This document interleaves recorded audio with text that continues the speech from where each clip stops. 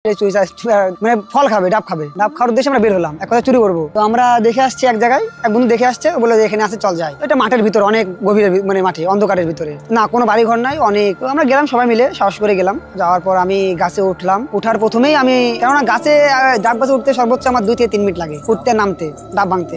বন্ধুরা জানে এটা, এই জন্য আমাকে বলে তুই উঠ, আর কেউ উঠতে পারে না। আর একজন আছে আমার বন্ধু নাদিম, সে মোটামুটি উঠতে পারে। মাঠের ভিতরে, অনেক ভিতরে, আশেপাশে বাড়ি ঘর নেই, অনেক ভয়ানক, অনেক। বন্ধু বান্ধব ছিল সঙ্গে, তারা 7-8 জন, ওরা সাহস দিয়েছে। বন্ধু আছে ভয় কিসে। রাত 11:30 মিনিট আমরা বাসা দিয়ে বের হলাম, মানে রাস্তা থেকে বের হলাম। বেরিয়ে আমরা মাঠে দিয়ে গেলাম, মাঠে যেতে 12টা আফ হয়ে গেছে। তো আমাকে বলে যে ওঠ, গাছে ওঠ। আমরা লাইট মারলাম গাছে, লাইট মেরে দেখি যে না, এই গাছে 7-8টা ডাব আছে। 7-8 জন আছে, হয়ে যাবে। গাছের চারিদিক থেকে ছিল তাল গাছ, 4টা তাল গাছ ছিল, মাঝখানে ডাব গাছটা। তাল গাছ তো অনেক লম্বা লম্বা তাল গাছ, ডাব গাছটা অনেক লম্বা ছিল, মোটামুটি অনেক লম্বা ছিল। চারপাশেই 4টা তাল গাছ, একটা ডাব গাছ এখনো আছে, বর্তমানে এখনো রাখা আছে, এই গাছটা এখনো আছে। বন্ধুরা বলে ওঠ, এই গাছে ডাব আছে। আরো 4-5টা গাছ দেখলাম, গাছে ততটা ডাব নাই। যাওয়ার পর গেলাম ওখানে, বন্ধুরা বলে উঠতোই, আমি উঠলাম। উঠার পর গাছের অর্ধেক উঠলাম, অর্ধেক ওঠার পর আমার পায়ে একটা বাড়ি লাগলো, জানি না, মানে অদ্ভুত একটা বাড়ি লাগলো। না আমি কিছু অনুভব করতে পারিনি, সব স্বাভাবিক থাকতে পারে। রাত 12টা যেহেতু আপ, মানে পায়েটা এরকম খুব একটা বাড়ি লাগলো, বাড়ি লাগলো, মানে গাছ ধর আমাকে অবশ্য করেছে এমন অবস্থা, বাড়ি লাগলো না, পায়ে শক্তি না, পায়ে বাড়ি লাগলো, ধামপাটা একদম হেভি অবস্থায় বাড়ি লাগলো। গাছে উঠলাম, শ্বাস করে উঠলাম। তখন বন্ধু বললাম, বন্ধু যে অবস্থা, আমার পায়ে কিন্তু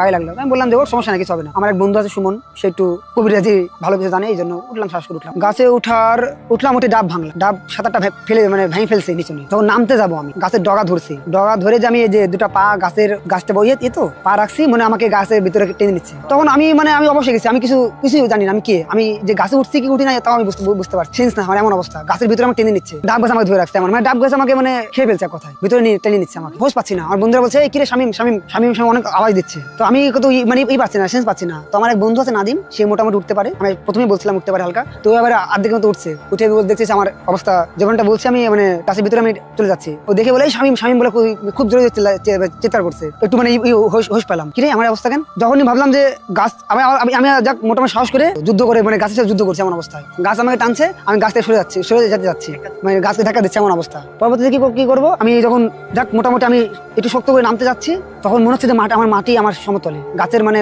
পা দিলে মাটি পাবো আমি, কিন্তু আমি অনেক উপরে। আমার একটা সেন্স ছিল যে আমি অনেক কষ্ট করে উপরে উঠছি, এটা আমার সেন্স ছিল। তো আমি বললাম আমি লাফ মারলে তো আমি মাটি পাচ্ছি, এমন অবস্থা, এমন পরিস্থিতি। তো বন্ধুরা বলে এই লাফ মারছি, আমার বন্ধুরা বলে শামিম কি করছিস তুই। আমি হাত ছেড়ে, মানে হাত গাছকে ধরে পা ছেড়ে দিছি, লাফ মারবো। তো বন্ধুরা বলছে এই কি ব্যাপার, নাদিম মাঝখানে ছিল, গাছের মাঝখানে উঠছে, এই হাত ছাড়িস না। আমার তো সেন্স নাই, তেমনটা সেন্স নাই।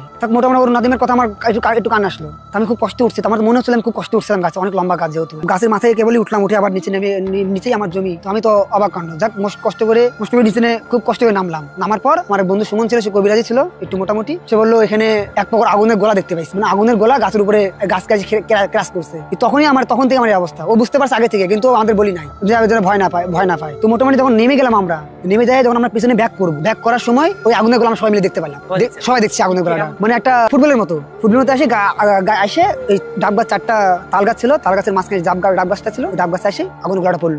আমরা পরে দেখলাম, এটা কিন্তু প্রথমে হয়েছিল, কিন্তু এটা আমরা বুঝতে পারি না। দ্বিতীয়বার যখন আবার হলো, তখন আমরা দেখতে পারলাম, নিজে নামার পর সবাই দেখলাম। তখন ডাব আমরা এখানে মানে রাইখে আমরা দৌড় মারছি, পিছনে দৌড় মারছি। তখন এক কথায় তখন তো মৃত্যুর হাত থেকে বেঁচে আসছে সবাই, এক কথায় সবাই। যদি আমরা সুমন না থাকতো, তাহলে আমরা ধরো এক কথায় ডেট হয় সবাই। আর আশেপাশে কোনো বাড়ি ঘর নাই, ডাবগাছের পাশে একটা বিশাল পুকুর আছে, বিশাল একটা পুকুর, ডাবগাছের পাশে অনেক বড় পুকুর। তখন 12:30 1টার দিকে, একদম মধ্যরাত। তখন মানে প্রচুর পরিমাণ ভয় আমাদের। আমরা সুমন বলে যে পিছনে তাকায় দেখিস, যেভাবে হোক আমাদেরকে এটা পার করে আমাদেরকে যে মানে আমাদের গন্তব্য পৌঁছাইতে হবে, বাড়ি পর্যন্ত পৌঁছাইতে হবে। যাক আমরা বাড়ির উদ্দেশ্যে আমরা খুব কষ্ট করে ডাব এখানে ফেলে দৌড় মারছি বাসার দিকে, অনেক দূরে আসছি। আসে সুমনের আব্বু, উনি বড় একটা কবিরাজ, ওনাকে এগুলো বিষয় বললাম। তো বললো আলহামদুলিল্লাহ তোরা বাইচে গেছিস, তোদের উপরে যাক শয়তানের কবজা করে রাখছিল তোদেরকে, তোরা আমার বেটা ছিল, আমার সুমন ছেলে ছিল, তোরা বাইচে আসছিস, নাহলে তোরা বাইচে আসতে পারতিক না সেদিন। একা গেলে তো ডেট এক কথা, আর একা কোনোদিন রাত 12টা 11টা পর্যন্ত যাওয়া সম্ভব না। বন্ধু বান্ধব একটা হুচুক তুললো, চল আজকে ডাব খাবো, আমরা চুরির উদ্দেশ্যে চলে গেলাম ডাব ভাঙতে।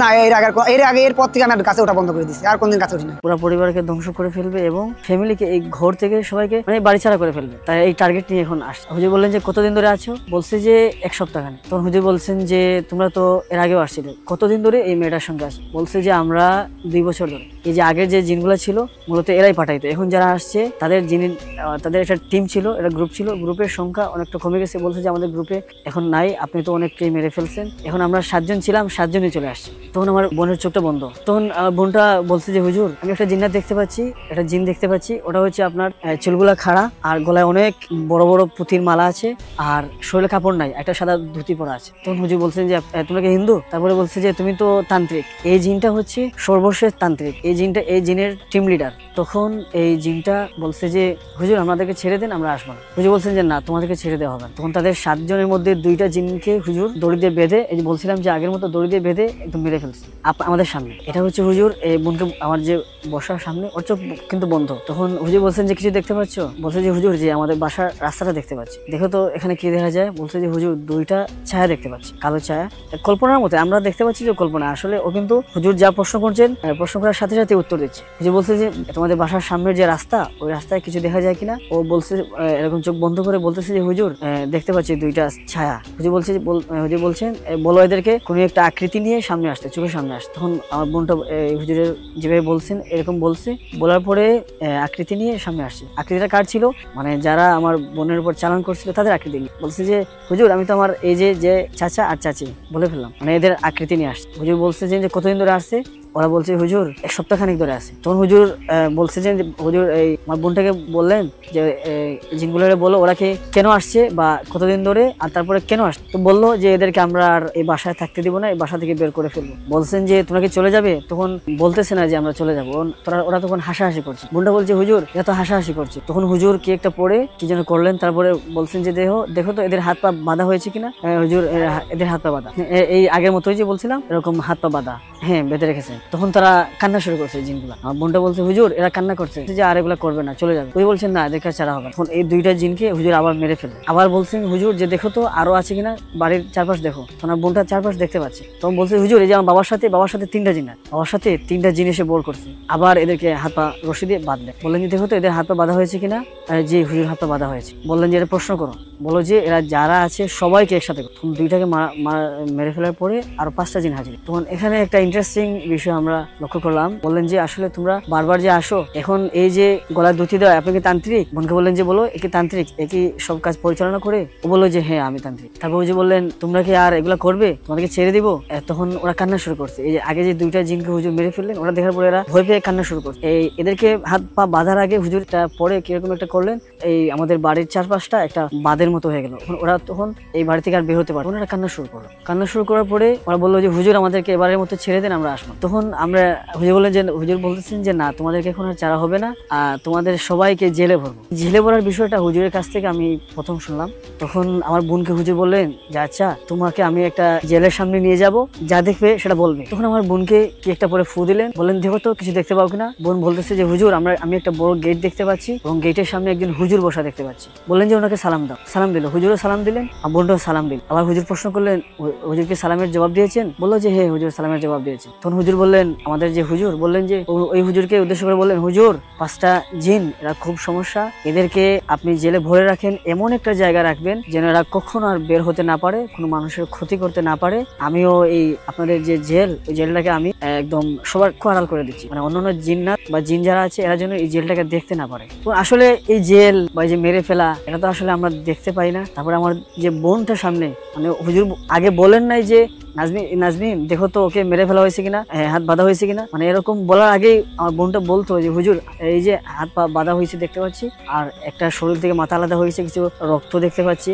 তারপর হুজুর কিছু একটা বলে যখন ফু দিতেন, তখন বোনটা বলতো হুজুর আমি দেখতে পাচ্ছি যে এই জিনের শরীরে আগুন ধরছে এবং জ্বলে চালান হওয়ার পরে আপনার কিভাবে বুঝবেন বা বুঝতে পারবেন, সেটা হচ্ছে যে অনেকেই এই ঘটনা বিশ্বাস নাও করতে পারেন, কিন্তু এটা আমাদের সাথে ঘটেছে। আমি আশফাকিনুর প্রিয়ম, আমার বাসা নেত্রকোনা জেলায়। নেত্রকোনা জেলায় আমার একটি বাইকিং টিম আছে, নাম হচ্ছে NBRJ ট্রাভেল প্রিয়। ট্রাভেলের পথে আমরা তো ম্যাক্সিমাম সময় রাতে ট্রাভেল করি, তো রাতের বেলা আমরা যেখানে যে রাতের বেলা বের হই, তো বের হওয়ার সময় রাস্তাঘাটে অনেক কিছু চোখে পড়ে। তো এরকম একটা ঘটনা বলি, মানে অশরীর টাইপ আর কি। আমার সাথে যে ঘটনাগুলো ঘটছে এগুলো আসলে অনেক ভয়ের। ম্যাক্সিমাম এই মানে যারা সামনে দেখে লিড দেয় তারা এই মানে ঘটনাগুলোর সম্মুখীন হয়েছে। ঘটনা ঘটে বলতে আমি একটা ঘটনা শেয়ার করি। আমি একদিন আমরা বান্দরবন গেছিলাম। আমাদের যে টিমের অধিকাংশ যারা বাইকার আছে তারা হচ্ছে আপনার ময়মনসিংহ জেলার নান্দাইল উপজেলার। তো এইভাবে আমরা একদিন 6টা বাইক বান্দরবন যাই। তো আসার সময় আমি তাদের সাথে ময়মনসিংহ পর্যন্ত আসি। আসার পরে ময়মনসিংহ থেকে আমি নেত্রকোনা একাই আসি। তো আসার সময় ময়মনসিংহ জেলার কাশীগঞ্জ নামে একটা বাজার আছে, ওই বাজার থেকে নেত্রকোনা জেলার শ্যামগঞ্জ বাজার এর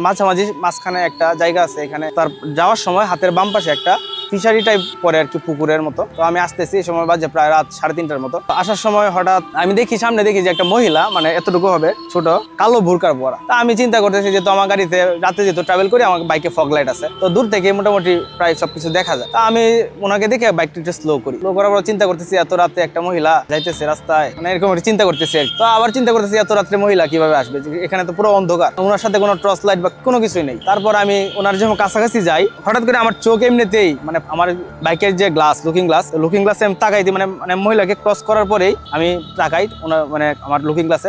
আমি মানে ওনাকে দেখার জন্যই আমার যে আছে লুকিং গ্লাস আছে ওইখানে তাকাইছিলাম। তাকানোর পরে হঠাৎ করে দেখি উনি নাই, উনি হঠাৎ করে গায়েব হয়ে গেছে, হঠাৎ করে নাই আর কি। তো আমি চিন্তা করছি যে হয়তো আমার মনের ভুল, যেহেতু সারা রাত ড্রাইভ করছি, হয়তো বা এরকম কিছু হইতে পারে। তো আমি এই জিনিসটা মানে মাথা থেকে জেরেই ফেলছি। পরে হ্যাঁ অবশ্যই ভয় তো অবশ্যই লাগছে। তারপর আমি মানে এখানে ঘটনাটা শেষ হয় নাই, মানে ভয় তো অবশ্যই লাগছে, কিন্তু মানে নিজেকে বুঝাইছি যে এটা মনের ভুল, যেহেতু এত রাত পর্যন্ত গাড়ি চালাইছি, মানে ভাবছি যে এটা হয়তো বা আমার একটা মনে চোখের ভুল। তো ঘটনাটা এখানে শেষ হলে পারতো, কিন্তু এখানে শেষ হয় নাই। তো আমি এখান থেকে প্রায় 5 কিলোমিটার আগানোর পরে হঠাৎ করে আবার মানে ওইরকমই একটা ছোট সাইজের মহিলার মতোই হঠাৎ করে আমার গাড়ির সামনে চলে আসে, এরকম একটা অবস্থা। ওইরকমই দেখতেছে, এতটুকু ছোটই, 4 ফুট 4.5 ফুট। উনি হঠাৎ করে আমার বাইকের সামনে মানে দৌড় দেয় আর কি। দৌড় দেওয়ার পরে আমি মানে আর কোনো বাইক মানে কোনোভাবে খালি বাইকটা কোনোভাবে কন্ট্রোল করার পরে আমার কাছে মনে হলো যে বাইকটা কোনো কিছু একটা হিট করছে কোনো কিছুতে। তারপর আমি বাইক থামার পরে আমার মোবাইলের ফ্ল্যাশ লাইট জ্বালার পরে রাস্তাতে চেক করে আর কি যে কোনো কিছু আছে কিনা, কিন্তু আমি কোনো কিছুই পাই নাই। তো এরপরে আমি কোনোভাবে খালি শ্যামগঞ্জ বাজার পর্যন্ত আসার পরে ওইখানেই চেক করি, একদম আজান পরে, ফজরের আজান পরে তারপরে আমি বাসায় আসি। তারপর মানে আমার শরীরে জ্বর আসছিল, মানে অ্যাক্সিডেন্টই হয়েছে। আমি জানি যে আমার সাথে হিট খাইছে, কিন্তু আমি যখন পিছনে যাই মোবাইলের লাইট নিয়ে, তখন আর মানে কোনো কিছুই পাই নাই। বাড়ি লাগার এই তো আমি বললাম না, আমার মনে হয়েছে আমি কোনো কিছু হিট খাইছি, কিন্তু আমি পড়ি নাই। তো আমি তো পিছনে চেক করার পরে আর কোনো কিছু পাই না। ভয় লাগছে, মানে কি এত ভয় পাইছি, পরে কোনোভাবে শুধু মনে হয়েছে যে আন্ডা নিয়ে আপনার শ্যামগড় বাজার পর্যন্ত আসছি। না বাইকে আসছি, বাইকে অনেক স্পিডে আসছি আর কি। ভিতরে তো ভাবছি যে আমি মানে নতুন জীবন পাইছি, এরকম কিছু একটা আর কি। মানে এই ঘটনাটা আমি সত্যতা কিভাবে পাইছি, তো আমি একবার প্রাইভেট কার একটা ভাড়া নিয়ে জামালপুর গেছিলাম। তো আসার সময় রাতের বেলা প্রাইভেট কারের যে ড্রাইভার, ওনাকে জিজ্ঞেস করছিলাম আর কি যে আপনি তো রাতে গাড়ি চালান, আপনার কি এরকম কোনো ঘটনা আছে যে হরর টাইপের? আমার যে জায়গাটা ঘটনা ঘটছে, যে মহিলা মানে যেরকম টাইপের, উনি আমাকে ঠিক মানে সেই রকম টাইপের একটা ঘটনা শোনায় এই জায়গাটাতেই। তো উনি আসার সময় আপনার হঠাৎ করে একজন মহিলা দৌড় দিছিল। তো উনারও মনে হয়েছে যে উনি অ্যাক্সিডেন্ট করছে, হিট করছে, কিন্তু গাড়ি থেকে নামার পরে আর কিছু নাই। তো এরপরে বুঝলাম হয়তো বা আমার ঘটনার সাথে ওনার ঘটনার একটা যোগসূত্র আছে। আর ঘটনা বলতে, এদিক দিয়ে যাওয়ার সময় আপনার এখানে একটা জায়গা পরে, একটা মাজার আছে, এখানে একটা তেঁতুল গাছ আছে। সম্ভবত এই জায়গাগুলোতে কোনো সমস্যা থাকতে পারে, মানে ম্যাক্সিমাম সময় এই জায়গাগুলোতে মানুষ থাকে না রাতের বেলা। জায়গাটা হচ্ছে আপনার শ্যামগঞ্জ বাজার থেকে আর হচ্ছে কাশীগঞ্জ বাজার, এই দুই বাজারের মধ্যবর্তী একটা জায়গা আছে, নেত্রকোনা মানুষের মাঝামাঝি স্থানে। এটা সম্ভবত তারাকান্দা উপজেলায় পড়ছে আর কি। শুনেছিলাম বাতিঘর কেবল পথ দেখায়, মানুষ হারায় না। কিন্তু 1900 সালে স্কটল্যান্ডের ফ্লান্ডারনেস দ্বীপে দাঁড়িয়ে থাকা এক লাইট হাউস হঠাৎ একদিন বাতি নিভে যায়, আর সেই অন্ধকারেই হারিয়ে যায় 3 জন মানুষ, এমন ভাবে যেন তারা কোনোদিন ছিলই না। আজও কেউ জানে না তারা কোথায়।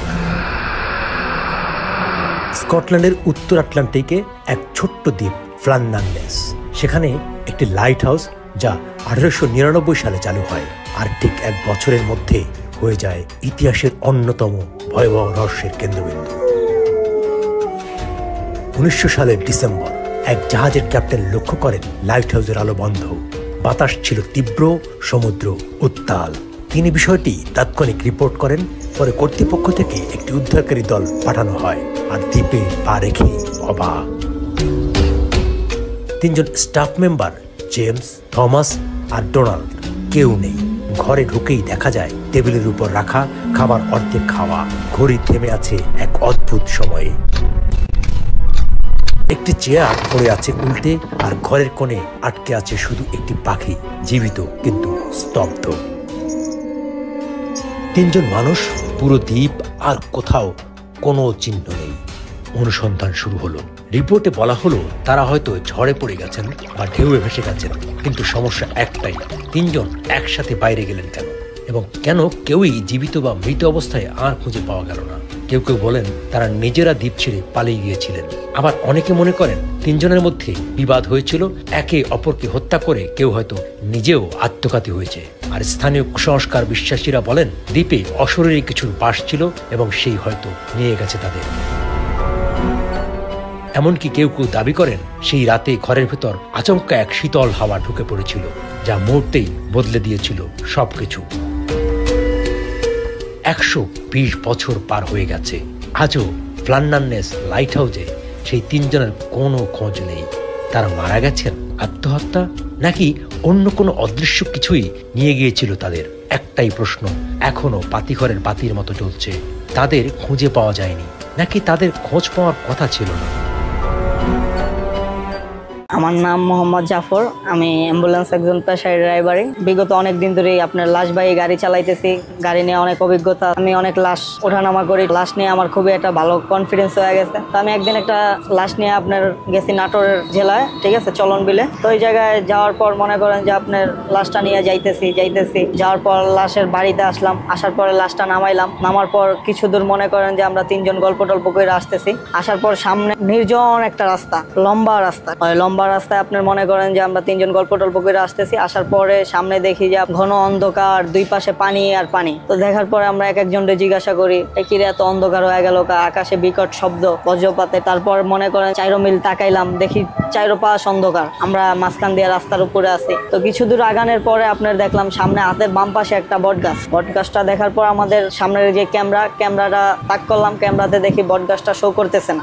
ক্যামেরাটা হলো আমাদের গাড়ির ক্যামেরা, সামনে অ্যাক্সিডেন্টের জন্য আর কি লাগানো থাকে, যে কে অন্যায় করে বা কে কার দোষের জন্য অ্যাক্সিডেন্টটা হয়েছে, তো সেটার জন্য আর কি ক্যামেরাটা মূলত লাগানো। তো এই ক্যামেরাটা আমি বটগাছের দিকে তাক করছি, তো বটগাছে আপনার ঝিরঝির করে, ঠিক আছে, ক্যামেরা শো করতেছে না, টিভির যেরকম চ্যালেঞ্জ গেলে ঝিরঝির করে ওইভাবে আর কি ঝিরঝির করতেছে। তারপরে আমি এই জায়গায় নামার পরে 2 জন নামছি আমরা। নামার পর বটগাছের কাছে গেলাম, বটগাছের কাছে যা বটগাছটা ধরাধরছি মতন একজনের মোবাইলের ক্যামেরা মারার পর দেখি যে বটগাছ শো করে না সামনে। যেহেতু বটগাছ শো করতেছে না, তার মানে ওরা 2 জন আমাকে থুয়ে গাড়িতে উঠে আইসা পড়ছে। তো আমি আর কি ওদের ভয়ের দেখে আমি নিজেও আবার গাড়িতে লাফ দিয়ে চলে আইসা পড়ছে। আসার পর ওনারা তো গাড়ির গেট মেট লাগায় মনে করেন টান দিয়ে সামনে আইসা পড়ছে। আমি কই আপনারা এরকম করলেন কেন? খারাপ একটা ছিল, ঠিক আছে, সেই জন্য আমরা আর কি উঠে আইসা পড়ছি। তো কিছু দূর যাওয়ার পরে ওনারা আর কি অনেক কথা, ঠিক আছে, আমার কাছে থেকে লুকাইতেছে। আমি কই আপনারা এইভাবে লুকাচুরি করেন কেন?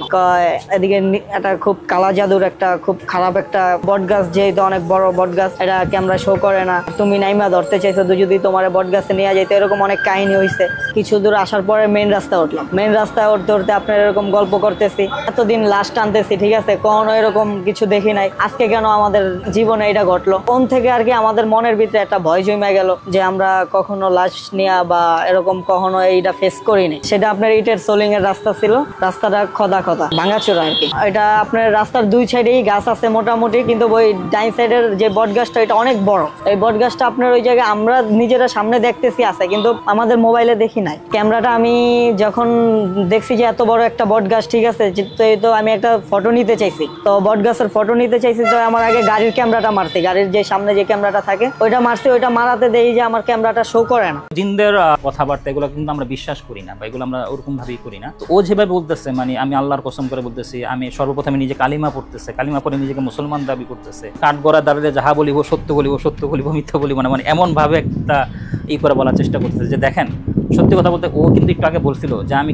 কিভাবে আসলাম, কেন আসলাম আমি নিজেও জানি। অ্যাকচুয়ালি আমি তাকে এখানে আপনার কাছে নিয়ে আসছি, আমি একজন জিন, আমি তার ট্রিটমেন্টের জন্য আমি তাকে আপনার কাছে নিয়ে আসছি। একটা জিনের বয়স কিন্তু অনেক বেশি হয়, হ্যাঁ, আমরা কিন্তু এখনো জানি যে সাহাবি জিন বলা হয়, অর্থাৎ নবীর যুগে জিন এখন পর্যন্ত কিন্তু বেঁচে আছে, সত্যি কথা যেটা, হ্যাঁ, তাদেরকে আমরা সাহাবি জিন বলি, এখনো বেঁচে আছে। এরকম জিনের সাথে আমাদের যারা উস্তাদ লেভেলের যারা আছেন, অর্থাৎ যাদের বয়স অনেক বেশি হয়ে গেছে, যেমন আমাদের একজন হুজুর রয়েছেন আব্দুল মজিদ শাহ হুজুর, তিনি অনেক বড় একজন মাপের একজন আলেম, বড় মাপের একজন, এখনো তিনি বেঁচে আছেন। ওনার কাছে আবার একজন সাহাবি জিন আছে, আমরা মাঝে মাঝে যাই ওনার সোহবত, ওনার দোয়া নেওয়ার জন্য যাই মাঝে মাঝে। একটা ঘটনা রিসেন্টলি ঘটনা, সেটা হচ্ছে যে একটা মেয়ে দৌড়ে আমার এখানে আসে, এমন ভাবে আসে যে মানে হাঁপিয়ে যাচ্ছে। কিছুক্ষণ পর দেখলাম ওনার স্বামীও দৌড়ে আসছে আমার, হ্যাঁ, একসাথেই আসছে, কিন্তু আগে তিনি দৌড়ে আসছে, এরপরে তার স্বামী দৌড়ে আসছে। মোটামুটি মহিলা বলবো আর কি, মেয়ে বলবো না, মহিলা বলবো, বয়স আছে। তো আয়েশা আমাকে বলতেছে যে হুজুর আমি এখানে আসলাম, কিভাবে আসলাম এটা আমি বুঝতে পারতেছি, আমি এখানে আসলাম কিভাবে সেটাও আমি বুঝতে পারতেছি না, আমি অবাক, কেন আসছেন? তো ওনার কিছুক্ষণ পর যখন ওনার স্বামী আসছে, স্বামী এসে আমাকে বলতেছে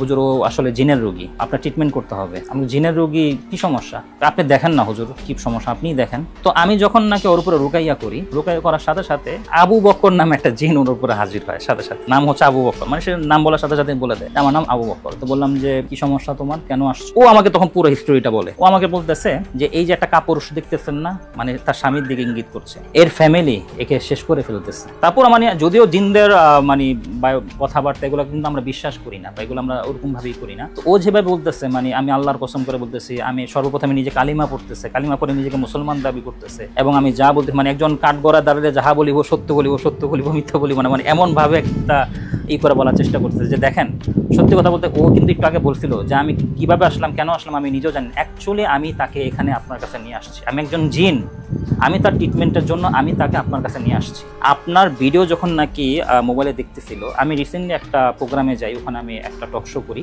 এই ভিডিওটা যখন নাকি ও দেখতেছিল তখন আমি তার পাশে ছিলাম। আমি তখন দেখে বলতেছি যে তুমি যাও এই হুজুরের কাছে যাও, আমি তাকে বলছি যে তুমি হুজুরের কাছে গেলেই একমাত্র তুমি ট্রিটমেন্ট পাবা। আচ্ছা ঘটনা কি, আমি বারবার জিজ্ঞেস ঘটনা কি সমস্যা সেটা আগে বলেন। বলতেছে যে এই যে স্বামী অ্যাকচুয়ালি তাকে সুচিকিৎসা দিচ্ছে না, মূলত তার স্বামীর পরিবার তার সাথে বিচ্ছেদ ঘটানোর জন্য নানা রকমের জাদু করে যাচ্ছে। তুমি কে? আমি তাকে প্রশ্ন করলাম তুমি কে?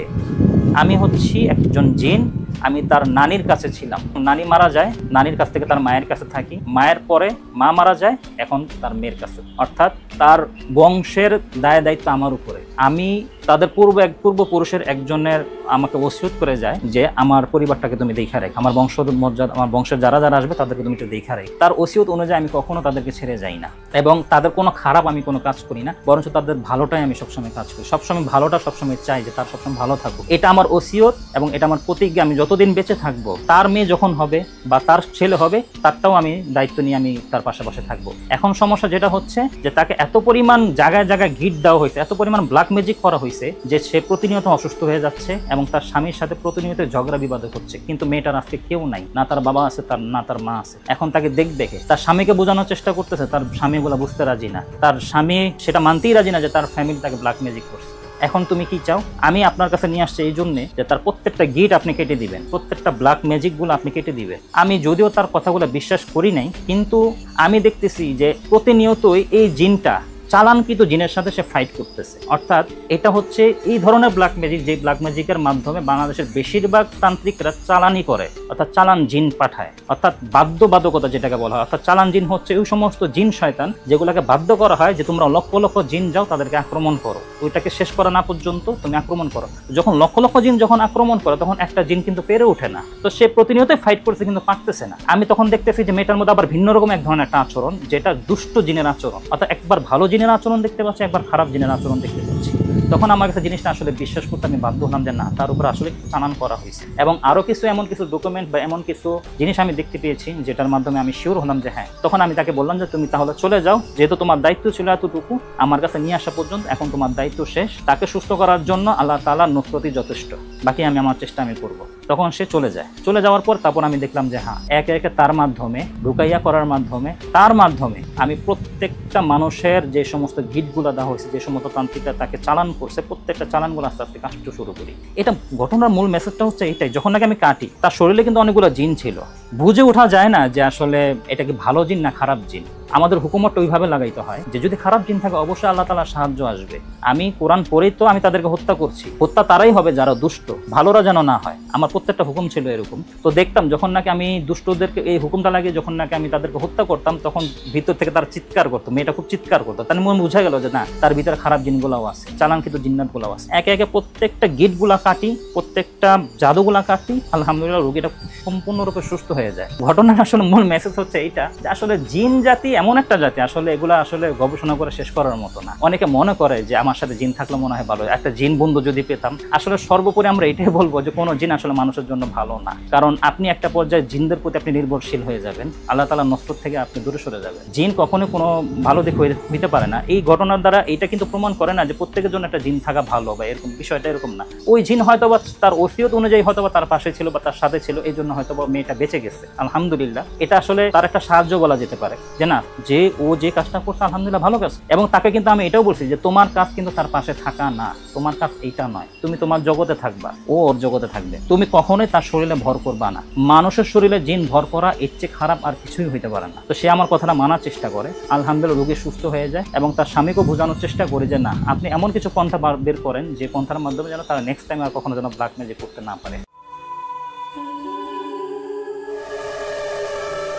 রাত 2টা, সব কিছু থমকে আছে। ঢাকার গ্রিন রোডের এক পুরনো অ্যাপার্টমেন্টে ঠিক তখনই বেজে ওঠে একটা ল্যান্ডফোন। কোনো কথা না, কেউ নেই, শুধু একটা দীর্ঘ ঠান্ডা নিঃশ্বাস। প্রথমে ভেবেছিল হয়তো ভুলে কেউ কোনো ফোন দিয়েছে, কিন্তু পরদিন আবার ঠিক রাত 2টায় আবারও সেই একই ফোন কল, আবারও সেই নিঃশ্বাস। ধীরে ধীরে একটা নিয়মে পরিণত হলো। প্রতি রাত ঠিক রাত 2টা ল্যান্ডফোন বাজে, আর ওপাশে থাকে কেবল এক মৃত নীরবতা। কেউ কি আমাদের সাথে খেলছে না কি এটা? কিছু একটা অদ্ভুত। বাসার মালিক বয়স্ক এক ব্যাংক কর্মকর্তা। প্রথম দিকে বিষয়টি গুরুত্ব দেননি, তবে তার স্ত্রী বলেন ফোন ধরার পর নাকি তিনি হঠাৎ ঠান্ডা অনুভব করতেন। মনে হতো যেন কারো দৃষ্টি ঘাড়ে এসে আটকে আছে। একদিন সন্ধ্যায় বাড়ির পুরনো কেয়ারটেকার এসে জানায় এই নাম্বারটা একসময় ছিল এক নারীর নামে রেজিস্টার্ড, যিনি এই ভবনে আত্মহত্যা করেছিলেন অনেক বছর আগে। বলা হয় তিনি ফোনের ওপাশে ঘন্টার পর ঘন্টা অপেক্ষা করতেন, কেউ তাকে ফোন ব্যাক করুক, কেউ তার কান্না শুনুক। ফোন কল আর নিঃশ্বাসের সেই অভিশপ্ত রাতগুলো শেষ হয় না। 3 মাস ধরে চলতে থাকে। একসময় বাসার এক সদস্য সিজোফ্রেনিয়ায় আক্রান্ত হন, আরেকজন ঘুমের মধ্যে চিৎকার করে উঠতেন। তারা টেলিফোন লাইন বিচ্ছিন্ন করে দেন, কিন্তু বিশ্বাস করুন আর না করুন, সেই রাতের ল্যান্ডফোনের সেটটা একবার বেজেছিল, কোনো লাইন সংযুক্ত না থাকা অবস্থাতেও। তারপর বাসার সবাই বাসা ছেড়ে দেয়। আজও ওই জায়গায় নতুন ভবন গড়ে উঠেছে, সবকিছু পাল্টে গেছে, কিন্তু মাঝে মধ্যে একটা ল্যান্ডফোনের রিংটোন এখনো কানে বাজে। কেউ জানে না এটা কেবল কাকতালীয় নাকি কোনো না বলা গল্পের প্রতিধ্বনি। রাত 2টায় যদি কোনো ফোন বেজে ওঠে, আপনি কি ধরবেন? এই ঘটনা আমরা নিজেরা প্রত্যক্ষ করিনি। স্থানীয়ভাবে গ্রিন রোডের এক পুরনো বাসা নিয়ে এই ধরনের গল্প শোনা যায়, যার নির্ভরযোগ্য উৎস বা বাস্তবতা নিশ্চিত নয়। আমরা বাসাটি চিহ্নিতও করতে পারিনি, তবে এমন গল্পগুলোর পেছনে লুকিয়ে থাকে কোনো না কোনো মানসিক ছায়া, কোনো না কোনো এক অজানা ভয়। সত্য মিথ্যার সীমারেখায় দাঁড়িয়ে গল্পটা থেকে যায় ঠিক রাত 2টায়, সেই ফোন কলের মতো। আমি একজন স্টুডেন্ট এবং এর আগে লেখাপড়া করছি এবং বর্তমানে চালিয়ে যাচ্ছি ইনশাআল্লাহ। বাড়ি আমার দিনাজপুর জেলা ফুলবাড়ি উপজেলা বেদদিঘি গ্রাম এবং বেদদিঘি ইউনিয়ন। আমার সাথে ঘটে যা আজ থেকে প্রায় কয়েক বছর আগে খুব ভয়ঙ্কর একটা কাহিনী, যেটা হচ্ছে কি ওই দুপুরবেলা প্রায় 1টা থেকে 1:30টার মধ্যে। আগেকার মানুষ বলতো যে খাড়া দুপুরবেলা একটা সমস্যা হয়, তা আমি বিশ্বাস করতাম না। একদিন দুপুরবেলা যাচ্ছিলাম 1টা থেকে 1:30টার মধ্যে, এমন একটি ঘটনা ঘটলো যা বিশ্বাস করার মতো। বিশ্বাস করতাম না, দেখার পর বিশ্বাস হয়ে গেল। সেটা হচ্ছে কি দুপুরবেলা মনে করেন যে পুকুরটা মাঠের মাঝখানে, একটা বড় পুকুর না সেরকম, ছোট, শুধু মাছ খাওয়ার জন্য সেটা ব্যবহার করা হয়ে থাকে। ওখানে একটা লোক দেখতে পেলাম, সেই লম্বা এবং মাথা থেকে পা পর্যন্ত তার হলো সাদা কাপড়, মানে সবকিছু টুপি পাঞ্জাবি সবকিছু সাদা, এবং দাড়ি ছিল সর্বোচ্চ এতক্ষণ লম্বা, এবং দাঁড়িয়ে তসবিহ গন্ধেছে, এবং সাথে আরো অনেক জীবজন্তু ছিল, যেমন সাপ, বিচ্ছু বা আরো বিভিন্ন ধরনের ছিল। ওইটা দেখার পর ওই পানির মধ্যে ছিল, মানে ভাসমান অবস্থা আমি দেখতে পেলাম আমার পাশে। দেখার পর প্রথমে একটু অবাক হলাম, তারপর আমি ভাবলাম, কিছুক্ষণ দেখার পর একটু মানে গাটা শিউরে উঠলো, ভয় লাগার একটা অনুভূতি সৃষ্টি হলো। লোম দাঁড়াইছিল, তারপরে মনে করেন যে একটা ওখান থেকে দৌড় দিলাম, তাকাইছিল একটা ভয় মানুষটা, যখন তাকালো আমার দিকে, মনে করেন যে একটা অনুভূতি, মানে ভয় একটা অনুভূতি সৃষ্টি হলো। না কিছু করেনি, শুধু এমনি তাকাইছিল। মনে করেন যে হঠাৎ দুপুরবেলা মানে ফাঁকা মাঠে কেউ নাই, একটু ভয় লাগার বিষয়। তখন ওখান থেকে একটু দৌড়ে গেলাম, আর পিছনে তাকানো প্রয়োজন মনে করিনি, ওখান থেকে চলে গেছি। এক দৌড়ে প্রায় হাফ কিলোর মতো গেছি। হ্যাঁ, এমন দৌড় দিয়েছি, দৌড়াবার মানে হোঁচট খেয়ে পড়ে গেছি, পিছনে তাকানোর সময় নাই। তারপর আমি সামনের দিকে আমার মতো গেলাম, ওরা ওদের মতো যা করলো। ওইটা তো আর বাসায় বাসায় গেলাম, বাসায় যাই একটু মানে রেস্ট নিলাম, নিয়ে সেটা সবার কাছে শেয়ার করলাম। হয়তো অনেকে বিশ্বাস করতেছে, আবার অনেকে করতেছে না। যাই হোক, মানে ওইটা এমন একটা স্মৃতি যা মানে ভোলার মতো না। তারপর বাসায় গেলাম, যার পর একটু জ্বর আসে, প্রচন্ড জ্বর আসে, এবং জ্বরে একটু মানে খারাপ অবস্থা। আর চোখের সামনে মনে করেন ওইটা ভাসে অল টাইম, চোখ বন্ধ করলে সেই স্মৃতিটা ভাসে। এখনো মাঝে মাঝে আসে, রাত হলে একটু চোখ বন্ধ করলে বা ঘুমের ঘরে ওইটা আসে। একা থাকতে একটু মানে কষ্ট হয়, তারপরও থাকতে হয়। মাঝে মাঝে স্বপ্নে আসে, না সেরকম কিছু বলে না, শুধু ওই স্মৃতিটাই মানে আমার দিকে তাকাইছিল, সেই স্মৃতিটাই সবসময় মানে ভাসে। আমাকে স্বপ্নে ঘর বলে যে আর কোনোদিন এভাবে একা দুপুরবেলা ফাঁকা মাঠ দিয়ে যাবি না, যদি যাস তাহলে পরবর্তীতে এটা ক্ষতি করবো, এরকম মানে বার্তা দিয়ে যাইতো। সে আমার চোখের দিকে তাকাইছিল। থাকার পর থেকে আমার মনে একটা ভয় সৃষ্টি হয়েছে। যখনই আমার মানে ওই কল্পনাটা মানে স্মৃতিটা ভাসে, আর ওরকম চোখ আমি দ্বিতীয়বার দেখিনি এবং দেখতেও চাই না। কিন্তু তারপরও ওইটা আমার মানে স্মৃতি মানে চোখের সামনে ভাসে। কি জন্য ভাসে সেটা আমি জানি না, কিন্তু তারপরে একটু মানে ভয় থাকে। এবং তারপর সবসময় তো ভয় করলে হবে না, একটু সাহস জোগাতে হয়, সাহস নিজে জোগাই এবং সমস্যা হয় না। এবং মাঠে সচরাচর যাই, মানে দুপুর ওই জায়গায় যাই, কিন্তু দুপুর বেলা যাই না।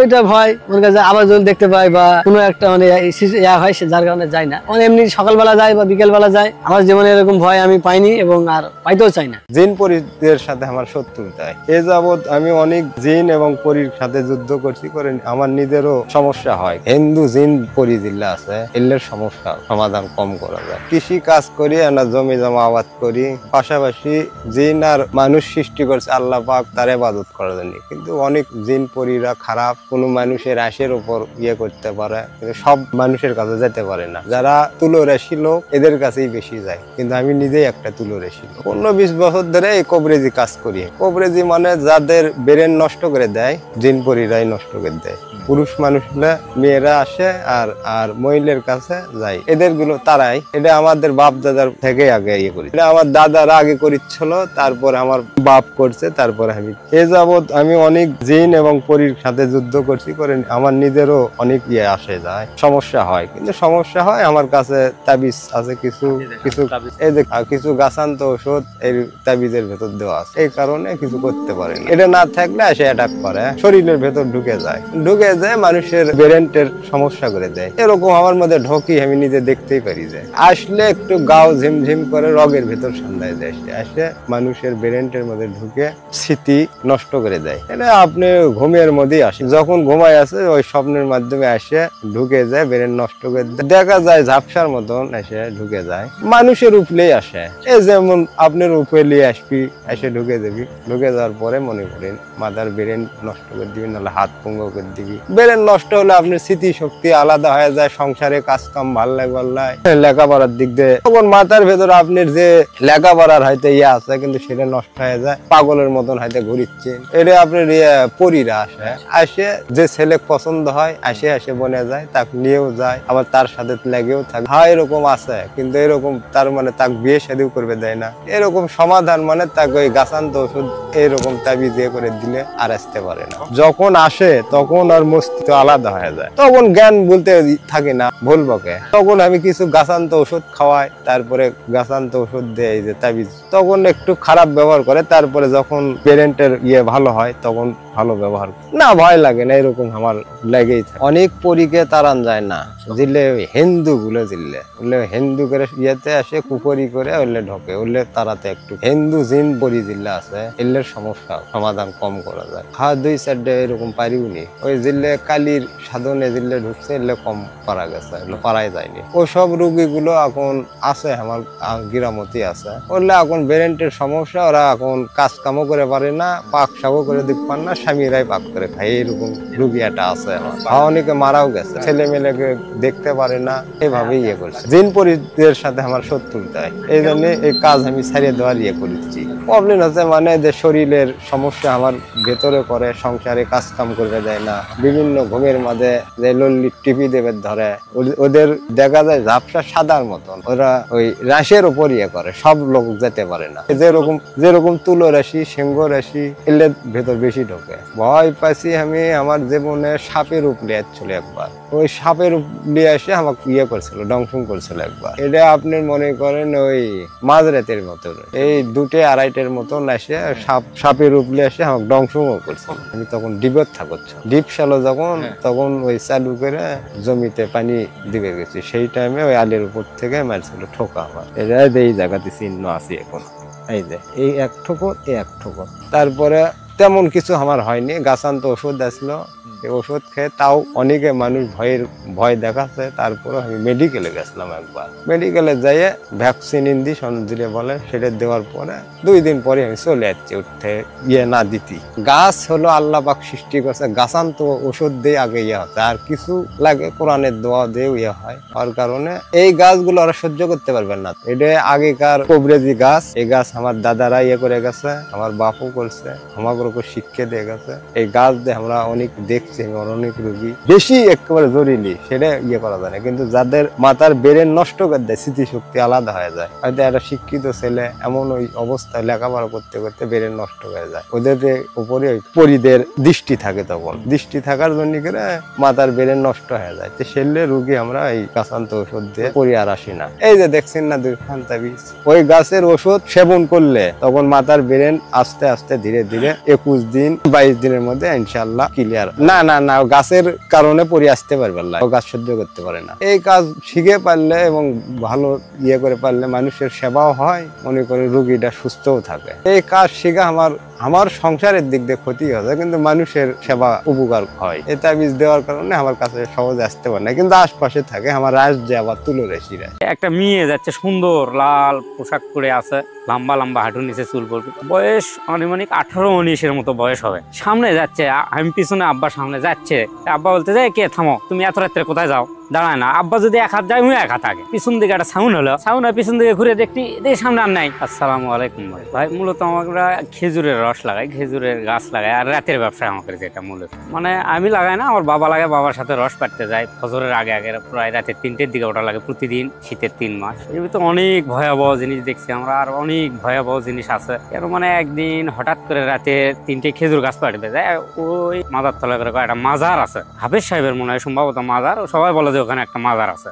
এটা একটা অলৌকিক ঘটনার মতনই খেজুর গাছ। এটা কিন্তু অরিজিনাল আমাদের লাইফের জীবনে দেখা ঘটনা, আমার জীবনে। প্রতিদিন আমরা ফজরের আগে গাছ পাড়ি, তো এরকম ঘটনা আমি আর জীবনেও দেখতে চাই না, আর কেউ যাতে নাও দেখে। একটা মেয়ে বাড়াছে অনেক সুন্দর, রাতে 3টের দিকে বাড়াছে, ওই যে মাঠের ওটি যেটা বললো, মাঠের ওই জায়গায় একটা মেয়ে বাড়াছে। তো ওটা গোরস্থান, একটা খল জায়গা বিশাল, ওখান দিয়ে মানুষ তো রাতে 10টার পরে যাওয়ার সাহস পায় না। আর সেই জায়গায় আমার বাবা গাছ লাগাতো, আব্বা গাছ পাড়তো, আমি নিচে খাড়ায় থাকতাম, অনেক ছোট থেকে যাওয়া আসি করি। বাবাও খুব ভয় পাই সেদিন, অবশ্য খুবই ভয় পাইছিল। একটা মেয়ে যাচ্ছে সুন্দর লাল পোশাক পরে আছে, টোটাল গাও গয়না ভরা, চুল লম্বা লম্বা হাঁটুর নিচে চুল পড়বে, বয়স আনুমানিক 18-19 মতো বয়স হবে। সামনে যাচ্ছে, আমি পিছনে আব্বার সামনে যাচ্ছে। আব্বা বলতে যায়, কে থামো, তুমি এত রাত্রে কোথায় যাও? দাঁড়ায় না। আব্বা যদি 1 হাত যায়, আমি 1 হাত আগে। এই করতে করতে কিছু দূর যেতে পিছন দিকে একটা সাউন্ড হলো, পিছন দিকে ঘুরে দেখি সামনে আর নাই। আব্বা সাউন্ড ছিল না তো, নীরব, মানে মানুষ হাঁটে যাচ্ছে, মানে পলে যাচ্ছে। কেউ দেখলো মনে করো এই মেয়েটা বোধহয় পলে যাচ্ছে রাতের বেলা। আব্বা বলতে যায়, থামো তুমি কোথায় যাও, থামো, কি কারণে দৌড়াচ্ছে, থামো। আব্বা যতই আগে যায়, উনি ততই আগে। এই 5 হাত জায়গা আর ধরা যায় না। নাই আব্বা কোনো কি করো, আজকে তাহলে গাছ পাড়া একটু দেরি করো, ফজর আজান দেখ, এত রাত্রে আর গাছ পাড়ার দরকার নেই। ওই দিন মূলত ভয় দেখছি। আরো একদিন দেখছি আর একটা খেজুর গাছ, ভয় তো প্রচন্ড পাইছি সেদিন। ওই কারণে আরে বুকের ভিতর মানে গায়ের পশম জেড়ে উঠছে, এখনই বাস্তবে জেড়ে উঠছে গায়ের পশম। ওই দিনকার ভয়ের কথা মনে হলি অরিজিনালি প্রচুর সেদিনকার ভয়, সারা জীবন মনে রাখার মতো ভাই। সেদিনকে মনে পড়ে, মানে ওই জায়গায় গেলেই মনে পড়ে যায় ভাই। আব্বা ভয় পাচ্ছে, মানে আমাকে দেখে যাতে আমি ভয় না পাই, আমাকে বলতেছে ভয় নাই বেটা, ওরে হয়তো কারবার মেয়ে পলে যাচ্ছে, ভয় নাই মিশে যান, তুমি ভয় করো না। আমাকে বুঝাচ্ছে যে ভয় করো না, যান, তোমার কোনো ভয় নাই বলে এমনি। আমি কোনো আচ্ছা হোক, ভয়ে তো আমি কিছু করছি না, মানে ভয়ে আমার তো সেই অবস্থা খারাপ। আবার আরেকদিন আরেক জায়গায় খেজুর গাছ, আব্বা মনে করছে যে ওটা হাফেজ সাহেবের মাজার, ওই জায়গাটা খেজুর গাছ ফজরের আগে পাড়া যাবে। 2-3 দিন আমরা ফজরের আগেই পারছি। কে জানি মনে হয় কুন্ডি থেকে করছে, এই তোরা ফজরের আগে গাছের চড়িস কে? সেদিন আব্বা কোনো যে কি ব্যাপার, আব্বাকে চাই মিশে তুমি ভুল শুনছা, প্যাকেটে গিচ্ছে, এই ভুল শুনছা। তাই আমি আচ্ছা ঠিক আছে। সেদিন ভয় আমি পাইছি, আব্বা এখন আমাকে বুঝবে দেয় না, আব্বার সাথে যাই, ছোট মানুষ আমি তখন। তারপরে হঠাৎ করে 2-3 দিন পাড়ার পরে আবার দুপুরের দিকে আব্বা গাছ লাগাবার কাছে বিকেল বেলা যাই, দেখে ওই খেজুর গাছের সমস্ত কাঁটা দুমড়ে ভেঙে গেছে। তারপর আব্বা করছে যে দেখো সেদিনকে তোমাকে বল না যে এই গাছ যান ফজরের আগে পারিস না, ডিস্টার্ব করবো না রাতের বেলা। দেখো আজকে দেখো ওই গাছের পুরো ডাল ভেঙে গোটাল গাছ দিনে 4 পর দিকে গাছই মারা গেছে। অরিজিনাল কিন্তু ভয়াবহ কাহিনী আমাদের জীবনে ঘটে যাওয়া মেলা দেখছি আমরা এরকম। আল্লাহ জানে, কে জানি ওই গাছের হলে ডাল পাকড় গুলো ভেঙে খেজুর গাছের আজকে ওই গাছে না ওঠে, এই কারণে ভেঙে। এই যে রমজানের কিছুদিন আগেই এলে আমি দেখি মেলা কিছু অনেক রাতের বেলা ঘুরি। রমজানের বোধহয় দিনে 4 আগে ওই যে ওইখানে একটা পুকুর আছে, আমি রাতে 11টার দিকে দেখতে আসছি শ্মশান ঘাটের ওখানে একটা পুকুর আছে। পুকুর ছোট পুকুর, নীরব পানি, অথচ মনে হয় মানুষ মাছ মারিচ্ছে, কারেং জাল ফালাচ্ছে, মাছ লাফাচ্ছে পুকুরের ভিতর। হঠাৎ করে পুকুরের কাছ দিয়ে আমি লাইট মেরে দেখি না, পানির কোনো সাউন্ড নাই, পানি লড়া নাই সরা নাই। আবার সামনে আসবে ধরি দেখি আবার মনে হয় মাছ মারিচ্ছে কেউ। সেদিন একটু ভয়ই পেলাম, ভয় পেয়ে দেখি সামনে দিকে ওদিকে চাই দেখি কেউ নাই। ভয়ে ভয়ে মনে করছে আল্লাহ আমি বাইর যাই কেমনি, বাইর যাই কেমনি। এই জায়গাতে ভয়েতে যাই হোক যে করে হোক আল্লাহর রহমত বাইত আলাম। বাইত আসে পরের দিনে আবার গেলাম সকালবেলা, যে দেখি রাতের যদি কেউ মাছ মারা থাকে তাহলে তো অবশ্যই চিহ্ন থাকবি। মনের মধ্যে ভাবলো রাতের বেলা যে কে রাত্রে কেউ পুকুরটার মাছ মারলো নাকি। সকালবেলা যাই দেখি তো পুকুরটা, যে না যাই দেখি সকালবেলা পুকুরে পার শুকনো, অথচ পুকুরে ঝাউ তোলা নেই, কিছু নাই, সব ওকে, সবই ঠিক আছে। আর ওই জায়গাটা আসলেই ভয়াবহ এমন একটা জায়গা, যদি কেউ ভয় কোনোদিন নাও পায়ে থাকে, তাই যদি একবার হলেও ওই জায়গায় যায়, আমার একটা বিশ্বাস যে তাই ওখান থেকে আসতে পারলে ভয় ছাড়া। আমরা গেলেও তো এখনো ভয়েতে মানে ওই দিক দিয়ে মানুষ যেই যাবে, এখনো ওই দিক দিয়ে কেউ যায় না, যত বড় সেনাই হয়েছে ওখান থেকে আর ঘরত নাই, ভয় পেতেই হবে। খুবই খারাপ জায়গা একটা। এগুলো আমার অভিজ্ঞতা, মানে এগুলো আমার জীবনে আমার লাইফে দেখা বাস্তব। আমার সাথে মাঝে মাঝে হয় রাত্রেবেলা আমরা ওই যে খেজুর গাছের ব্যবসা করি, রস লাগাই, এই কারণে দেখে থেকে আমরা অনেক গল্প করা যায় না, আবার না করলে হয় না। আশিক টাইপের জিন, দুর্বল একটা জিন ছিল। পরে আমি তাকে অনেক বোঝানোর পরে তো বললো যে চলে যাবে। মেয়েটা যে খাটে ঘুমাইছে ওই খাটে 8-10 জন মহিলা ঘুমাই রয়েছে, শুয়ে রয়েছে। ফ্লোরের ভিতরে আরো 10-15 জন শুয়ে রয়েছে, মানে সারা রাত তারা কেউ ঘুমায়। তো আমি যখন জিনটার সাথে কথা বললাম, কথা বলার সাথে সাথে জিনটা অ্যাক্টিভ হয়েছে, বলে আমার সাথে সে বেয়াদবি করতেছে। আর যেহেতু আমি ক্লান্ত ছিলাম, তো আমি বাধ্য হই তো ওকে কোরআনের মাধ্যমে আমি পুরাই ফেলি। আসসালামু আলাইকুম ওয়া রাহমাতুল্লাহি ওয়া বারাকাতুহু। আমি মুফতি আবু হানিফ মাহমুদি, নারায়ণগঞ্জ আদমজি কদমতলী নুরুল কোরআন মাদ্রাসাতে আছি এবং আমার রওশন ফালুসা জামি মসজিদে খতিব হিসাবে সেখানে কর্মরত আছি আলহামদুলিল্লাহ। তো যেহেতু আমাদের মাদ্রাসায় হাজার হাজার ভুক্তভোগীরা বিভিন্ন জেলা থেকে বিভিন্নভাবে আমাদের কাছে আসে চিকিৎসা নেওয়ার জন্য, তো এর মধ্যে আমি আজকে যে একটা হিস্ট্রি রেকর্ড করি সেটা হচ্ছে আমি 1000 জিনকে একদিন রাত্রে আমার উপর অ্যাটাক করার প্ল্যানিং করে তারা, এবং আলহামদুলিল্লাহ আমি তাদেরকে সবাইকে মুসলমান বানাই। এটা মেন ঘটনা হচ্ছে, এটা হচ্ছে আমাদের যেহেতু আমাদের এলাকায় অনেক মানুষকে জিন্নাতের সমস্যা হয়, তো যেদিন যে ঘটনা হচ্ছে সেটা হচ্ছে আমাদের এলাকারই একটা মেয়ে হঠাৎ করে ও কাজে যাচ্ছিল না, ও যেহেতু ইপিজিতে জব করে কাজে যাচ্ছিল না, সারাদিন একা বসে থাকে। পরবর্তীতে প্রায় 1 মাস যাবত, গরিব ফ্যামিলি, তো যেহেতু চাকরিতে যাচ্ছে না, সারাদিন কারোর সাথে কথা বলে না, সারাদিন বাসায় একা একা থাকে, তো কেমন জানে। তো সবাই বলতেছে যে তোমরা যেহেতু তোমার মেয়ে এরকম অ্যাক্টিভিটিস আগে তেমন ছিল না, তাহলে হুজুরের কাছে নিয়ে যাও। আর একা একা বিড়বিড় করে কথা বলে, কারোর কাছে যেতে চায় না, কথা বলে না, বা ভাই বোনদের সাথে খারাপ আচরণ করে, বাবা মার সাথে খারাপ আচরণ করে। তো পরবর্তীতে কি হলো, আমার কাছে নিয়ে আসলো। তো যখন আমার কাছে নিয়ে আসলো, তো আমি যখন একটু রুকায়া করলাম, রুকায়া করার সাথে সাথে ওর উপর একটা জিন ভর করে, জিন শরীরে প্রবেশ করে। তো জিনটা এসে কান্নাকাটি করতেছে। তো কান্নাকাটি করার পর আমি তাকে জিজ্ঞাসা করলাম কেন তার কাছে আসছো। তো বলতেছে আমি তাকে পছন্দ করি। আশিক টাইপের জিন, দুর্বল একটা জিন ছিল। পরে আমি তাকে অনেক বোঝানোর পরে তো বললো যে চলে যাবে, হ্যাঁ চলে যাবে এটা বলে। পরে আমি তাকে, সেও হিন্দু ছিল, তাকে মুসলমান বানাই। মুসলমান বানানোর পরে বলি যে তুমি মসজিদে থাকবে সবসময়, এবার আমি যেহেতু মেয়েটাকে চেক দিব তুমি আমার ডিস্টার্ব করো কিনা, আমি তোমাকে ডাক দিব।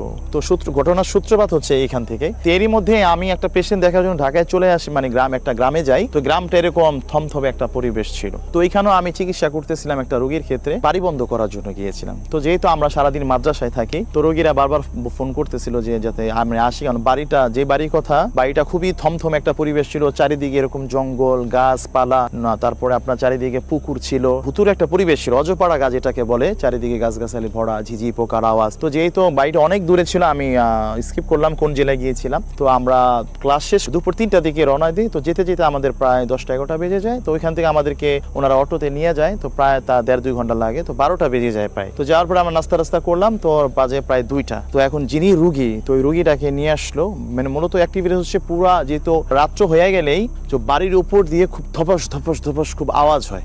আর উনি যে বাড়ির মালিক যেটা বললো আমাদেরকে, আমার কাছে আসলে যেটা বললো যে হুজুর, যে আমাদের বাসায় কেউ যদি একবার বেড়াতে আসে, সে দ্বিতীয়বার আমাদের বাড়িতে বেড়াতে আসে না। আর যখন রাত 1টা-2টা বেজে যায়, বাড়ির যে পিছনে যে ঝোপঝাড় আছে সেখান থেকে একটা অশরীরও একটা আওয়াজ আসে একটা, এবং বাড়ির যে গাছগাছালি গুলো আছে সেটা অস্বাভাবিক ভাবে আওয়াজ, এবং বাড়ির কেউ নাই, সিসি ক্যামেরা কিছু পাওয়া যায়, কিন্তু বাড়ির ছাদে ধপাস ধপাস আওয়াজ হয়, নুপুরের সাথে বাচ্চাগুলা কান্নাকাটি করতে থাকে অনবরত। তো আমরা ওখানে রুকায় ঠোকায় করি, মোটামুটি দেখলাম যে না, বাড়ির কারোই কোনো সমস্যা নেই। মূলত আমরা পরীক্ষা করে দেখলাম যে বাড়ির ছাদে কয়েকটা জিনের বসবাস আছে। তো পরবর্তীতে আমরা বাড়িটা বন্ধ করবো, রাত্র প্রায় 2:30, এরকম অনেক জঙ্গল বাড়ি। আমি আবার তাকে বললাম যে 4টা হাফেজ সাহেব জোগাড় করে রাখবেন যাতে আমরা। তো আমরা মাটির হাড়ির ভিতরে যেভাবে আমরা বন্ধ করি ওইভাবে সবকিছু অ্যাক্টিভিটি করলাম। তো রাত যেহেতু 2টা বাজে, তো আমাদের তো এটা দাগ দিতে হবে। তো যখনই দাগ দিতে গেলাম, তো দাগ দিতে গেলে যে কি হলো, বাটির হাইটা আমার হাতে থেকে মানে মনে হলো কি কোনো একটা অসুরি কিছু আমার এখান থেকে নিয়ে ফেলে দিল, এটা ভেঙে গেল। এবং আমি যে আরো যে 3-4টা বাচ্চাকে নিয়ে আসা হলো, ওই বাচ্চাগুলাও খুব ভয় পাইতেছিল। ওরা বলতেছে হুজুর মনে হচ্ছে আমাদের পিছন থেকে কেউ টানতেছে, কানে ফিস ফিস করে কিছু বলতেছে। তো আমি তখন তাদেরকে বললাম যে তোমরা একটা কাজ করো, সাথে সাথে আজান অ্যাক্টিভ করে দাও। তো ওরা যখন আজান শুরু করে দিল, এরই মধ্যে আজানের সাথে সাথে যে প্রত্যেকটা গাছ মানে নাড়াচাড়া শুরু হয়ে গেছে। বাড়ির সবাই খুব ভয় পাওয়া শুরু করে দিল। বাড়ির ভিতরে ধপাস ধপাস আওয়াজ শুরু হয়ে গেল। বাড়ির পুকুরে মনে হচ্ছে কেউ গোসল করতেছে, আসলে কেউ গোসল করতেছিল না। তো আমি সবাইকে বললাম, যেহেতু আমি ছিলাম আলহামদুলিল্লাহ, একজন আলেম থাকলে তো তারা একটু সাহস পায়। তো আমি তাদেরকে বললাম যে আপনারা কেউ ভয় পাবেন না। আমি তাদের সবাইকে বললাম যে তোমরা আজান শুরু করে দাও। তারা যখন আজান শুরু করে দিল, আজান শুরু করার সাথে সাথে মোটামুটি 2-1 মিনিটের ভিতরে মোটামুটি সব আবার ঠিক হয়ে গেল। আমি বললাম তোমরা আজান থামাবে না। তো এর মধ্যে আমি পুরো বাড়িটা বন্ধ করলাম। তো ঘটনার সূত্রপাত যেটা হচ্ছে, ওই যে জিনটাকে আমি করলাম, তো ও একজন, আর মধ্যে এই বাড়িটা বন্ধ করলাম। তো এর মধ্যে আমার এলাকা ঢাকা, আমার নারায়ণগঞ্জ থেকে আমাকে ফোন আসলো সুখের ঠিকানা থেকে, যে একটা মেয়ে আমাদের নারায়ণগঞ্জে সুখের ঠিকানা আমাকে ফোন দিল যে হুজুর আপনি একটু কোথায় আছেন, তাড়াতাড়ি আসেন। যেহেতু আমি এলাকার খতিব, তো সবাই আমাকে করে খুব মহব্বত করে আমাকে ফোন দিল। বলো কি হয়েছে? বলো যে একটা মেয়ে তাদেরই আত্মীয়, আমার মুসল্লি, বলো যে ওনার আত্মীয়, যে ঘরের ভিতরে ভাঙচুর করতেছে আর ইলিশ মাছ খেতে চাচ্ছে। আর মানে খুব সুন্দরভাবে, মানে খুব আচরণ। পরে আমি একটা মাদ্রাসা ছাত্র আছে আমাদের এলাকা, ওকে বললাম যে তুমি একটা আজান দাও। তো আজান দেওয়ার সাথে সাথে ওর ভিতরে জিনটা অ্যাক্টিভ হয়ে গেছে। তো বলতেছে আমি চলে যাবো, আমাকে ইলিশ মাছ খাওয়াও, আমাকে রুই মাছ খাওয়াও। তো পরে আমাকে ফোন দিল হুজুর এটা বলতেছে। পরে আমি বলছি না, তোমরা এগুলো কিছুই করবে না, আমি আসতেছি। তো ওরা সারা রাত কেউ ঘুমায় নাই। তো আমি সকালে যখন ঢাকায় পৌঁছানোর সাথে সাথে আমি তাদের সাথে সাথে ওদের বাড়িতে গেলাম। তো যাওয়ার পরে আমি দেখলাম যে ওরা মেয়েটা যে খাটে ঘুমাইছে, ওই খাটে 8-10 জন মহিলা ঘুমাই রয়েছে, শুয়ে রয়েছে। ফ্লোরের ভিতরে আরো 10-15 জন শুয়ে রয়েছে। মানে সারা রাত তারা কেউ ঘুমায়, এবং বাইরে চেয়ার দিয়ে মানুষ ভরা, মানে মরা বাড়ি যেমন তেমন। তো আমি যখন জিনটার সাথে কথা বললাম, কথা বলার সাথে সাথে জিনটা অ্যাক্টিভ হয়েছে। বলে আমার সাথে সে বেয়াদবি করতেছিল, বলতেছিল আমাকে ইলিশ মাছ দাও, এটা দাও। আর যেহেতু আমি ক্লান্ত ছিলাম, তো আমি বাধ্য হই যে এতগুলো মানুষের সারা রাত কষ্ট, এবং জিনটা খুবই স্টাবে জিন ছিল। তো ওকে কোরআনের মাধ্যমে আমি পুরাই ফেলি। তো মেয়েটা পুরা সুস্থ। তো আমি চলে আসি, মাদ্রাসায় চলে আসি। তো আমি আবার বললাম আপনার সন্ধ্যার সময় মাদ্রাসায় নিয়ে আসবেন। তো সন্ধ্যার সময় ও আবার ওই মেয়েটা কি করছে, সুস্থ হওয়ার পরে ওদের বাড়ির পাশে একটা পেঁপে গাছ আছে, এরকম একটা পেঁপে গাছ, সেই গাছে যে পেঁপে ঠেপে পারছে বাড়িওয়ালাদের। তো সন্ধ্যার পরে আবার যখন আসছে, আমি যখন আবার রুকাই করলাম, তো আবার ওর শরীরে যেন আরেকটা জিন চলে আসলো। তো বলতেছে সকালে যে জিনটাকে আমরা মারছি, যে ওই জিনটার বড় ভাই সে। তো বললাম যে কাহিনী কি? বলো যে আমরা মূলত ওই বাড়ির পাশে যে পেঁপে গাছটা আছে, ওই পেঁপে গাছটার ভিতরে আমরা পরিবার নিয়ে থাকি। তো ও যায় কি করে, ওই পেঁপে ছিঁড়ছে, পাতাগুলো ছিঁড়ছে, মানে আমাদেরকে প্রায় সময় আমাদেরকে ডিস্টার্ব করে, ছাদের ভিতরে যা ডিস্টার্ব করে আমাদেরকে। তো পরবর্তীতে আমি বললাম যে ঠিক আছে তুমি চলে যাও। বলতেছে না, আমি আমার ভাইকে আপনি মেরে ফেলছেন, তো আমরা যাবো না, এই মেয়েটাকে পুরো মেরে ফেলবো আমরা। তো পরবর্তীতে আমরা যেটা কি করলাম, বাধ্য হয়ে কেউ মারার বাধ্য হলাম। তো যাই হোক, মেন ঘটনা যেটা আসি, যে আমার যে 1000 জিনের যে আমার মুসলিম হতেন। তো আমি একদিন তো রাত্রেবেলা, ওই মেয়েটা সুস্থ আছে আলহামদুলিল্লাহ এখন, যদিও দেখতে পায়। তো পরে আমি একদিন রাত্রেবেলা মাদ্রাসা আমি একা ঘুমাইছি। তো যেটা হচ্ছে, আমি তো মশারির একা ঘুমাইছি, মাদ্রাসা বন্ধ, বৃহস্পতিবার রাত, বাচ্চারা সবাই বাসায় ছিল। আমার মাদ্রাসা যিনি হাফেজ সাহেব উনি ছিল। পরে আমি রাত্রে ঘুমাইলাম। তো আমি দেখলাম যে আমার খাতাটা কেউ জনই টান দিয়ে নিয়ে যাচ্ছে। আমার শরীরটা ভার হয়ে গেল, আমার মনে হলো যে কেউ হাত ধরে। তো এর মধ্যে আলহামদুলিল্লাহ আমার ঘুমটা ভেঙে যায়। আমি বিসমিল্লাহ আল্লাহু আকবার বলে মশারি থেকে বের হয়ে সাথে সাথে ওই রুমে চলে যাই, এবং অজু টজু করে নামাজ টামাজ পড়ি। তো আমার সূরা ফাতিহার কিছু হুজুররা ওনাদেরকে ডাক দিলাম, বললাম হুজুর দেখেন তো ওই রুমে কি হয়েছে। উনি বললো যে হুজুর ওইখানে কেউ নাই এখন। ফজরের নামাজের পরে আমি আমার সূরা মুজাম্মিল হুজুরদেরকে ডাক দিলাম, বলেন তো ওই রুমে কেউ আছে? কয় নাই। বললাম কি হয়েছে? আমি বললাম যে এই ঘটনা। তো উনি বললো যে হুজুর প্রায় 1000+ জিন এসে আপনাকে অ্যাটাক করার চেষ্টা করছিল। তো ওনারা যেহেতু কোরআনের হুজুর, ওনারা খুব পাওয়ারফুল আলহামদুলিল্লাহ, আল্লাহ পাক ওনাদের খুব পাওয়ারফুল করছেন। তো আমি বললাম কি করবেন? বলছে আপনি থাকেন। উনি কি করলেন, একবারে ওনারা কয়েক হাজার মিলে, তো আমি আবার তাদেরকে সূরা জিন আপনারা জানেন, সূরা জিনের হুজুরদেরকেও ডাক দিয়ে আনাইলাম, ওনাদেরকে আমি অ্যাক্টিভ করলাম তাদের সাথে। ওনারা সবাই মিলে প্রায় 1000+ জিনকে সবাইকে ধরে নিয়ে আসছে বেঁধে। তো আমি তাদের সাথে কথা বললাম যে তোমাদের মধ্যে যে মুরব্বী আছে সে আমার সাথে কথা বলো, কি হয়েছে তোমাদের বলো। সে বললো হুজুর আপনি যে জিন ছাড়ান, বা আমাদের অনেক জিনকে আপনি মেরে ফেলছেন করছেন, এবং আমাদের জন্য আমরা মানুষকে কষ্ট দিতে পারি, এই জন্য আমরা সবাই এক হয়েছি।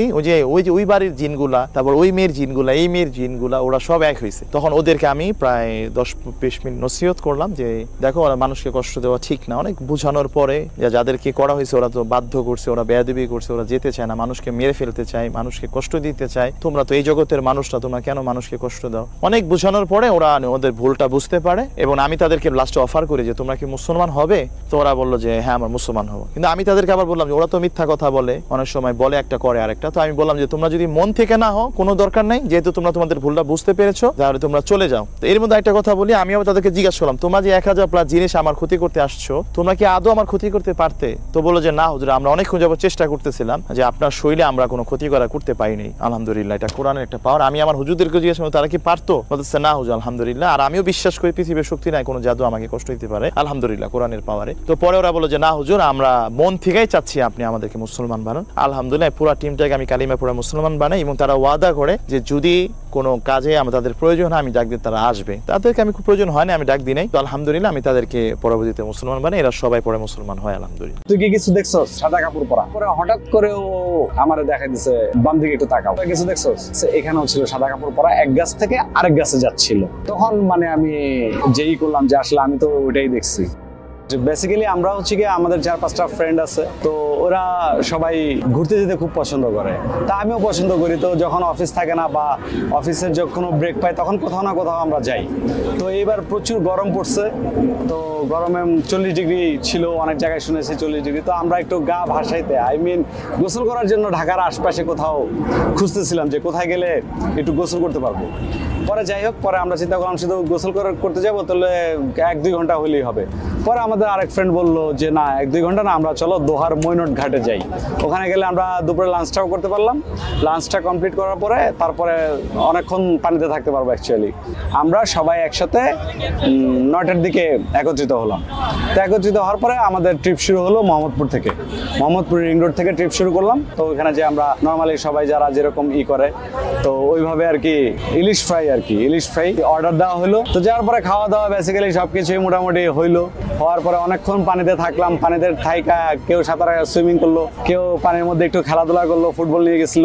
আমরা হোটেলে আসলাম, হোটেলে আসার পরে খাবার দাবার কমপ্লিট হওয়ার পরে সবকিছু কমপ্লিট করে রওনা করলাম। তো একজনের বাড়ি ছিল ওখানেই, তো ও বললো তাহলে আমি তোমাদের সাথে অল্প একটু টাইম আসি, কার্তিকপুর পর্যন্ত যাব। কার্তিকপুর যাওয়ার পরে তারপরে আমি বাসা চলে যাবো, তোমরা ঢাকার দিকে করবা। পরে যাই হোক, পরে আমরা আসলাম। তো আমাদের সাথে সানগ্লাস ছিল, তখন বাজে হচ্ছে গিয়ে সন্ধ্যার পরে আর কি, ঠিক মানে মাগরিবের আজান শেষ হচ্ছে। তো যাই হোক ওরকম সন্ধ্যার দিকে, তো ওই সেটটা হচ্ছে গিয়ে মানে রাস্তার যে ল্যাম্পপোস্ট গুলা থাকে ওগুলা ছিল না, বা থাকলেও অনেক দূরে দূরে একটা পাইতাম এরকম আর কি। যাই হোক, তো বাইক চালাচ্ছে আমরা হচ্ছে লিড দিচ্ছি, 3টা বাইক টোটাল, 3টার মধ্যে আমি আর আমার ফ্রেন্ড যেটা ও আমার প্রথমে, তারপরে 2টা বাইক। তো আমরা লিড দিয়ে সামনে যাচ্ছি, যেতে পরে আমার বলতেছে সানগ্লাস পরো, আমার ফ্রেন্ড বলতেছে। তো ও আগে থেকে বাইক চালায়, ওর হয়তো এই এক্সপিরিয়েন্স থাকতে পারে। তো ও বলতেছে সানগ্লাস পরো। আমি বলছি সানগ্লাস পরবো কেন, সানগ্লাস পরা কি আছে এখানে? বলতেছে না দেখো না, পোকা আসতেছে, হঠাৎ করে চোখের মধ্যে ঢুকে যাবে। ঠিক আছে, পরে যাই হোক, পরে সানগ্লাস করলাম। একটু পর আমরা কত দূর যাওয়ার পরে 2-3 মিনিটের যাওয়ার পরে দেখতেছি একটা গাড়ি যাচ্ছে, মানে খুব মানে রিমোট এরিয়া। ঠিক আছে, তো যাওয়ার পরে হঠাৎ করে মানে একটা জটলা দেখলাম আর কি, যে মানুষজন একগুলা দাঁড়ায় আছে। তো দাঁড়ায় থাকার পরে আমরা ওখানে বাইকটা থামাইলাম এবং পিছিয়ে ইশারা দিলাম যে তোমরাও থামো। থামানোর পরে কি হয়েছে, অ্যাক্সিডেন্ট হয়েছে। ঠিক আছে, বাইকের সাথে হচ্ছে গিয়ে যে ছোট ব্যাটারি চালিত যে অটোগুলো আছে ওইটার সাথে অ্যাক্সিডেন্ট হয়েছে। অ্যাক্সিডেন্ট হওয়ার পরে একজনের দেখলাম যে রাস্তায় পড়ে আছে। তো তখন একটু ভয় লাগলো আমাদের, যে ভয় লেগে গেল যে ঘটনা কি, আমরাও তো বাইকে আছি। পরে যাই হোক, পরে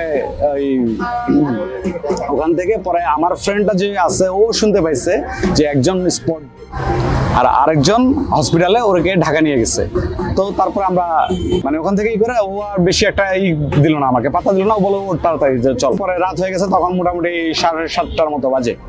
তো এমন একটা রাস্তা আছে ওখান থেকে আসার পথে, মানে বসিলাতে ঢুকবো, কার্তিকপুর পার হওয়ার পরে প্রায় 1.5 ঘন্টা না আর একটু কম হবে, মনে করেন যে 1 ঘন্টার মতো একটা রাস্তা আছে। ওই রাস্তাটা পুরোপুরি নীরব। তো নীরব হওয়ার পরে তো ওই রাস্তার মধ্যে মনে করেন যে ম্যাক্সিমাম টাইম হচ্ছে কিছু ছিনতাইকারী পোলাপান যারা আছে ওরা মনে করেন যে বাইক ঠ্যাক দেয়, এরকম কিছু আছে আর কি।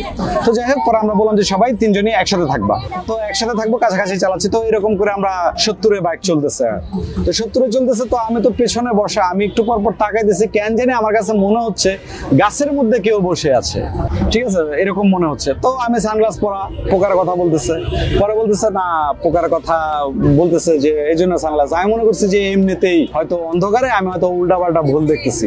তো একটু পরে তারা আবার একটু সামনে যাওয়ার পরেই একটা গাছ এমন ভাবে মানে গাছের অবয়বটা যে মনে হইতেছে যে আসলেই ওখানে কেউ একজন বসে আছে।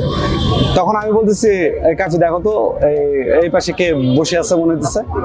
পরে বলতেছে না ওটা গাছ, ওটা কিছু না। ঠিক আছে, তখন আমি বলছি আচ্ছা ঠিক আছে চালাও। তো চলতেছে, পরে বলতেছে আমার বলতেছে ওরা তো আছে পিছনে, আমি তো হাওয়া আছে। ঠিক আছে, পরে আমি আমার ফ্রেন্ডে বলতেছি আচ্ছা তোমার সাথে একটা কথা বলি, ঠিক আছে, তুমি হ্যাঁ বা না এটা অ্যান্সার করবা, তুমি দেখছো কিনা। আমি জাস্ট মানে এই জিনিসটা বলবো যে তুমি দেখছো কিনা। তখন বলবো আচ্ছা কি বলো। তখন আমি বলতেছি তুই যখন আইলি যেখানে অ্যাক্সিডেন্টটা হলো তার ঠিক 20-25 মিনিট আগে গাছের মধ্যে সাদা কাপড় পরা কাউকে, মানে সাদা কাপড়ের কথা আমি উল্লেখ করি নাই। আমি বলছি তুই কি কিছু দেখছস যে ওই অ্যাক্সিডেন্ট যেখানে হলো তার কিছু আগে 15 মিনিট আগে, তো তুই কি কিছু দেখছস? পরে ওই ফট করে আমাকে বলতেছে যে চুপ থাক, ওখানে হ্যাঁ ছিল সাদা কাপড় পরা। আমি কিন্তু সাদা কাপড়টা উল্লেখ করি নাই। তখন যখন মানে বললো যে হ্যাঁ মানে সাদা কাপড় পরা, তখন মানে আমি যেই করলাম যে আসলে আমি তো ওটাই দেখছি, ঠিক আছে, সাদা কাপড় দেখছি। তারপরে যেগুলো দেখছি ওগুলো হয়তো ভুল, ঠিক আছে, ওটা তো মিললো ওর সাথে। ঠিক আছে, মিলার পরে তারপরে আমি ওরে বললাম যে পরে বলতেছে তুই তো বাইক চালাস না। আমি তো বাইক চালাই, আমি রাত বিরাতে তো বিভিন্ন জায়গায় যাই, তো এগুলা দেখা যায়, তো এগুলা দেখলে তোমার মতো তুমি ওখানে আর তাকাবা না, তোমার মতো তুমি যাবা এরকম। তো এইভাবে আর কি ও সামনের দিকে যাচ্ছে। সামনের দিকে যাওয়ার পরে হঠাৎ করে ও আমারে দেখাই দিছে বাম দিকে একটু তাকাও। ঠিক আছে, বাম দিকে তাকালাম, পরে বলে কিছু দেখছোস? আমি বললাম না কিছু দেখি নাই। পরে বলতেছে এখানেও ছিল সাদা কাপড় পরা, এক গাছ থেকে আরেক গাছে যাচ্ছিল। ও আমার শরীরে ঘুরে বেড়ায়। রহস্যময় এমন অনেক ঘটনা পৃথিবীতে ঘটে যার ব্যাখ্যা বিজ্ঞান দিতে পারে না। অবিশ্বাস্য এমন গল্প শুনতে চায় চলতি গল্প বলতে আমাদের সাথে যোগাযোগ করুন। একবার, দুবার, তিনবার। ফোন 0961102759 অথবা ফেসবুকে ইনবক্স করুন। সে আমার ব্রেনটের মস্তিষ্ক খাইছে এবং আমার রক্ত ব্লাড খেয়ে ফেলছে, মানে যখন সুযোগ পাইছে আর কি, এবং আমার শারীরিক কিছু ক্ষতি করছে। যখন আমার বয়স 6 বছর তখন এই ঘটনা ঘটছে। তো আমি তখন চাইল্ড কেয়ারে পড়ি, আর আমি নাকি ছোটবেলা অনেক সুন্দর ছিলাম আসলে, এবং আমি ক্লাসের ফার্স্ট বয় ছিলাম। আমি কিছুদিনের মধ্যেই আমার পড়াশোনার অবনতি ঘটতে শুরু করছিল। তো আমার আম্মু এবং আপু এই বিষয়ে খুব চিন্তিত হয়েছে যে হঠাৎ করে একটা ফার্স্ট বয় পড়াশোনা এরকম হবে, আর আমার আচরণের মধ্যে কিছু অস্বাভাবিকতা চলে আসছে। এরকম মানে আমি সবসময় পড়াশোনার প্রতি অনেক আকৃষ্ট ছিলাম, যে আর আমার একটা টার্গেট ছিল যে আমার হোমওয়ার্ক দিবে বা আমি কিভাবে শেষ করবো তাড়াতাড়ি এটা করা যাবে। আর আমি খুবই সবার সাথে মিশুক প্রকৃতির ছিলাম, ভদ্র ব্যবহার করতাম, কিন্তু আমার ওই পড়াশোনার প্রতি আগ্রহটা চলে গেছে এবং আমি একটু উশৃঙ্খলের মতো হয়ে যাই। তারপর ওনারা খুব চিন্তিত হওয়ার কারণে, আমি তো ছোট আসলে ওই সময়, আমি এত কিছু বুঝি না। আমার আম্মু এবং আমার আপু আমাকে বিভিন্ন কবিরাজের বলেন বা আলেমের কাছে বলেন নিয়ে যায়। তো নিয়ে যায়, সবাই বলছে যে ওর পরীর আসর আছে। তো আমি আসলে ওই সময় ছোট মানুষ, পরীর আসর কিন্তু কোনো কিছু বুঝতাম না। কিন্তু একটা জিনিস আমার কাছে খুবই ফিল হইতো, সেটা আমি যখন রাত্রে ওয়াশরুমে যেতাম। আসলে গ্রাম অঞ্চলে অনেক সময় ওয়াশরুম অনেক দূরে থাকে, আবার অনেক সময় একটু ফাঁকা জায়গা থাকে ওয়াশরুমের জন্য আলাদা। ওখানে আমি যখন ওয়াশরুমে যাইতাম, আমার মনে হইতো যে উপর থেকে কেউ বৃষ্টি আর কি পড়তেছে আমার, শুধু আমার মাথা। আর যখন বৃষ্টি পড়তো আমার পুরো শরীরে এরকম একটা ঝাঁকি মার, গা ভিজে যাইতো, আমার কোপালে নাকে বা হাতে মাতে পড়তো। তো আমি আবার ফিল হইতো অন্য কিছু, যে মনে হয় কুয়াশা বা বৃষ্টির পানি জমে না রাত্রে, এটা পড়তো। কিন্তু পরবর্তী একটা জিনিস খেয়াল করছি যে না, আমি যখনই যাই তখনই এটা ঘটে। যেমন মাগরিবের পরে সময় তো এরকম কোনো কুয়াশা না, আর গরমকালে তো কুয়াশা হওয়ার কথা না, কিন্তু ওই সময় কেন বৃষ্টি মানে এরকম পড়তো। তো আমি ছোট মানুষ, আসলে ওইসব ফিল হইতো না, কিন্তু আমার ছিটা পানি পড়তো। পড়ার পরে আমার শরীরটা একদম ঝাঁকি মেরে উঠতো। তারপর আমি চলে আসতাম, আর আমার ওই সময় থেকে মানে বাইরে যেতে খুব ভয় লাগতো। আগে এটা হইতো না। আর আমার আম্মু আব্বু ছাড়া আমি কখনো বাইরে বের হইতাম না। তখন আমার এই ভয়ের কারণে আমার আব্বু আমাকে একটা আয়াতুল কুরসি লেখা একটা ফ্রেম নিয়ে আসছিল, যেন আমি এটা দেখা পুরা তারপরে বাইরে যেতে পারি। তো আমি এটা করতাম, কিন্তু তারপরও আমার ভয় লাগতো। তখন আমার আব্বুরে নিয়ে আসতাম, কিন্তু আমি এটা কন্টিনিউ আমল করতাম। আর আমি শুনছি যে আয়াতুল কুরসির আমল করলে অনেক ভালো, মানে কখন আল্লাহ তাআলা নিরাপত্তা থাকা যায়। তো আমি ছোটকাল থেকেই 7 বছর বয়সে আয়াতুল কুরসির আমল প্রত্যেক নামাজের পরেই করতাম। আলহামদুলিল্লাহ, ওখান থেকে আমার আব্বু নামাজ না পড়লে আবার আমার মারধর করতে, শাসন করতে যায়। অনেক সময় নামাজ না পড়লে মানে বকাবকি করতো। তো আমরা ছোটকাল থেকে পারিবারিক ভাবে নামাজি সবাই। তারপর আমি আসলে এইগুলা বিশ্বাস করতাম না। আর কিন্তু এই জিনিসটা রয়ে গেছে যে কন্টিনিউ আমার পড়াশোনার অবনতি হওয়া শুরু করছে। এটা চলে আস্তে আস্তে লাস্ট রিসেন্টলি 6 মাস আগে রাতে এরকম ঘটতো, আমি যদি কোনোদিন আয়াতুল কুরসির আমল না করতাম তাহলে আমার রাত্রে হঠাৎ করে জাবরায়া ধরতো। আর জাবরায়া ধরতো মানে এমন ভাবে ধরতো সে মানে আমার সাথে আমাকে খুব কাছে টানার চেষ্টা করতো না। আমি তখন আসলে মুখ দিয়ে আমার শুধু ওই আয়াতুল কুরসি, যখন আমার অনেকক্ষণ জাবরাজাটির পরে আমার অটোমেটিক মুখ দিয়ে ঘুমের মধ্যে আয়াতুল কুরসি পড়া শুরু করতাম। আর যখন আয়াতুল কুরসি এই অংশে ওয়ালা ইয়াউদুহু হিফযুহুমা এই অংশটা যখন চলে আসতাম তখন আমি দেখতাম যে সে অটোমেটিক আমার দিক থেকে আস্তে আস্তে দূরে সরে যাইতেছে। দেখতে পারতাম না কিন্তু আমি ফিল করতে পারতাম যে সে আমার থেকে আস্তে আস্তে, একটা মানুষে যখন আস্তে আস্তে দূরে সরে যায় এটা বোঝা যায় না, এরকম মনে হইতো যে সে আমার থেকে আস্তে আস্তে, মানে সে আমাকে এমন ভাবে শক্ত করে ধরতো আমি না লড়াচড়া করতে পারতাম, তো আস্তে আস্তে তার শক্তিটা ক্রমশ কমে আসতেছে এটা আমি ফিল করতে পারতাম। প্রায় মাঝে মাঝেই হইতো, ঘটনা চলতেই থাকতো। আমি মানে যেদিনকে ওই আয়াতুল কুরসির আমল না করতাম তখনই আমার এই ঘটনা ঘটে। তারপর আমি ওই এরকম ঘটনা ঘটে রাত্রে আবার আমি পুরো আয়াতুল কুরসি করে আমার পুরো শরীর বন্ধ করে রাখতাম, তখন আলহামদুলিল্লাহ এই ঘটনা ঘটতো না। যেহেতু আমার বর্তমানে আমি 25, তাহলে বলা যায় যে 19 বছর ধাবত এই সমস্যাটা বিশ্বাস করতাম যে জিন আছে, কারণ আল্লাহ তাআলা নিজেই বলছে ওয়ামা খালাকতুল জিন্না ওয়াল ইনসা ইল্লা লিয়াবুদুন, মানুষ এবং জিনকে আমি সৃষ্টি করেছি আমার ইবাদতের জন্য, এই জন্য জিন বিশ্বাস করতে হবে, এটা ইমানের একটা অংশ। কিন্তু আমি আমার সাথে যে এরকম ঘটনা ঘটতেছে আসলে আমি কখনোই মাইনে নিতে পারতাম না, যে আমার আম্মু আপু বলতো কিন্তু আমি এটা বিশ্বাস করতাম যে এটা কিভাবে সম্ভব। কিন্তু আমি রিসেন্টলি 6 মাস আগে আমার কিছু সমস্যা ঘটনা ঘটতেছিল, যেরকম আমি কোনো কিছু যদি চিন্তা করতে যাই তো আমি চিন্তা করতে পারি না, আমার লাগে যে আমি মাথা ঘুরতেছে, ঘুরে লাগে যে আমি পড়ে যাবো, এরকম মানে কোনো কিছু চিন্তা করে একটা জিনিস আছে না যে এটা কিভাবে হবে, হ্যাঁ কিভাবে হবে এই চিন্তাই করতে পারতাম না। হোমওয়ার্ক করবো এটা করতে পারতাম না, বা এই হোমওয়ার্কটা একটা ম্যাথটা এইভাবে করতে হবে, এই সূত্র না ওই সূত্র, এই যে এই সূত্র না ওই সূত্র, এইটাই আমি করতে পারতাম না, মানে আমি সেন্সলেস হয়ে যাওয়ার উপক্রম হইতাম। তারপরে আমার কিছু শারীরিক সমস্যা শুরু হয় যেটা নিয়ে আমি খুব চিন্তিত হয়ে পড়ি যে আসলে এরকম ঘটনা কিভাবে সম্ভব। পরে আমি শরীর ব্যথা করতে বলতে আমার আসলে অ্যাকচুয়ালি প্রবলেমটা হইতো আমি কোনো কিছু চিন্তা করতে পারতাম না, এবং আমার শক্তি ক্রমশ লাগে যে কেমন দুর্বল হয়ে যেত, মানে কোনো কিছু একটা করতে দিলে আমার শরীরে দুর্বলতা চলে আসতো এবং আমার আরো শারীরিক সমস্যা গুলা ফেস করতে হইতো। তো আমি এই বিষয় নিয়ে খুব চিন্তিত হই। তারপর আমি একজন হুজুরের সান্নিধ্যে যাই, ওনার কাছে যাই, উনি বলছে যে হ্যাঁ তোমার একটা জিন বা পরী, মানে মেয়ে যারা মেয়ে জিন, তা সে তোমাকে খুব পছন্দ করে, সে তোমার কাছে আসতে চায়। এইভাবে যখন চলতেছে তো আমি খুবই টেনশনে পড়ে গেছি যে এটা কিভাবে সলিউশন করা যায়, কারণ এত বছর তো আমি শুনছি কিন্তু আমার সাথে ওরকম ঘটনা আমি হয় নাই, কিন্তু রাত্রে ওইটা হইতো কিন্তু এটা আমার স্বাভাবিক মনে হইতো। হঠাৎ করে যে অস্বাভাবিকতা আমার মধ্যে যখন চলে আসে আমি খুবই মানে পেরেশানি হয়ে গেছি, এখান থেকে আমাকে বাঁচতে হবে। তখনই আমি মানে একটা হুজুরের সান্নিধ্যে যে আমার পরিচিত, ওনার কাছে যাই যে আসলে আমার কোনো প্রবলেম আছে কিনা। তখন আমার ওই আমার আম্মুর কথা মনে পড়ে যে আসলে আমার আম্মু তো এরকম বলছে, এরকম কোনো কিছু কিনা। হ্যাঁ, তারপরে আমার আসলে যখন হুজুরের কাছে যাই, হুজুর যখন বলে যে হ্যাঁ আপনাকে একটা পরী পছন্দ করে, তখন বিশ্বাস করি যে না তাহলে কিছু একটা আমার সাথে হইতেছে। তো উনি আমাকে বলছে আরো কিছু আমল দিছে যে আপনি এক্সট্রা কিছু আমল করবেন, এই আমল করলে আশেপাশে আপনার কিছু ক্ষতি করতে পারবে। অবশ্যই আমি তখন অবাক হয়ে গেছি। আমার আম্মু তখন বলতো, আমি তখন মানে এরকম কিছু করতাম না, অনেক তান্ত্রিকের কাছে নিয়ে গেছে, কবিরাজের কাছে নিয়ে গেছে, তখন আমি বিশ্বাসই করতাম না। আমার কাছে মনে হতো আমার আম্মু হুদে অযথা এগুলা করছে। কিন্তু যখন হুজুর বলছে তখন আর আমি ওই একটা সিচুয়েশনের মধ্যে যাইতেছি যে আমি সমস্যাগুলো ফেস করতেছি, আর আমার একটা অনুভূতিও আছে যে এরকম কিছু একটা ঘটতেছে, মানে আমার দিল থেকে বলতেছে। হুজুর যখন বলে তখন আমি আরো বেশি মানে ঘাবড়ে যায়, আর তখনই আমার কাছে অবাকও লাগে যে আসলে এই জিনিসটা কি আমার সাথে সম্ভব। হুজুর কিছু আমাকে আমল দিছে, আমি কন্টিনিউ আমলগুলো করতেছিলাম। তারপরে যখন ওই পুরীটা জানছে যে এখন আমি বিশ্বাস করি যে ও যে আমাকে ভালোবাসে আমি পরিপূর্ণ জানা ফেলছি, তখন সে আমার সাথে এখন আরো ক্লোজ, ডিস্টেন্সটা আরো ক্লোজ করতে চাইতেছে। যেমন কিরকম হয়তো আমি পাশ দিয়ে যাইতেছি, হঠাৎ একটা বাতাস আসলো, আমি বুঝতে পারতাম, বা আমার সামনে একটা বাতাস ঘুরঘুর করতেছে, ঘুরঘুর করতে করতে এটা বড় হয়ে গেছে। তারপরে আমি যখন ওয়াশরুমে যেতাম, একদিন হঠাৎ এরকম ঘটছে যে আমি ওয়াশরুমে গেছি, আমার ওয়াশরুমের লাইট অফ করে দেওয়ার পরে, আর যখন শীতকাল তখন কোনো বৃষ্টি আসার সম্ভাবনা নাই বা কোনো ঝড় তুফান আসার সম্ভাবনা নাই। আমি উজু করতেছিলাম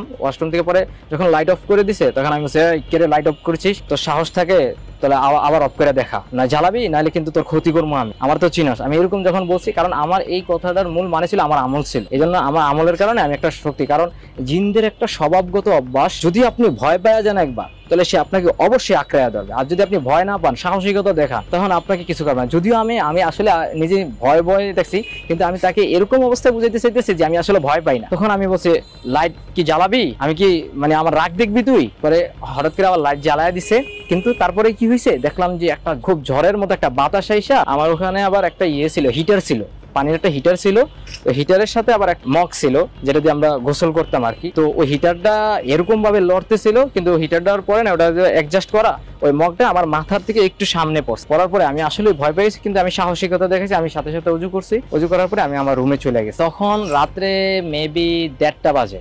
আর ওই সময় কেউ বের হওয়ার কথা না, আমি একাই। আর আমি নিজেও ফিল করতেছি যে, কারণ আমি তো ইদানি ওই যে হুজুরের বলার পরে আমি খুব কেয়ার মানে সতর্ক হয়ে গেছি, ঠিক আছে। আর আমি সতর্কতার ভাবে চলাফেরা করতাম, এই কিছু একটা আমার ঘটতে পারে, হুজুর আমাকে সতর্ক করে দিচ্ছে কিছু একটা ঘটতে পারে। তখন আমি খুব সতর্ক আর বলছি যে তুমি কখনো ভয় পাবা না। তো ওই জিনিসটাই আমাকে মানে এসে যে হুজুর আমাকে বলছে ভয় পাবা না, তো আমি ওই ভয়টাই, আমি কখনো যদিও ভয় পাইতাম কিন্তু আমি বুঝতে দিতাম না যে আমি ভয় পাইছি। আমি আরো সাহসিকতা দেখাতাম, আমার শরীরের মধ্যে জিদ আনতাম, ওরে আমি মারবো, এরকম করবো।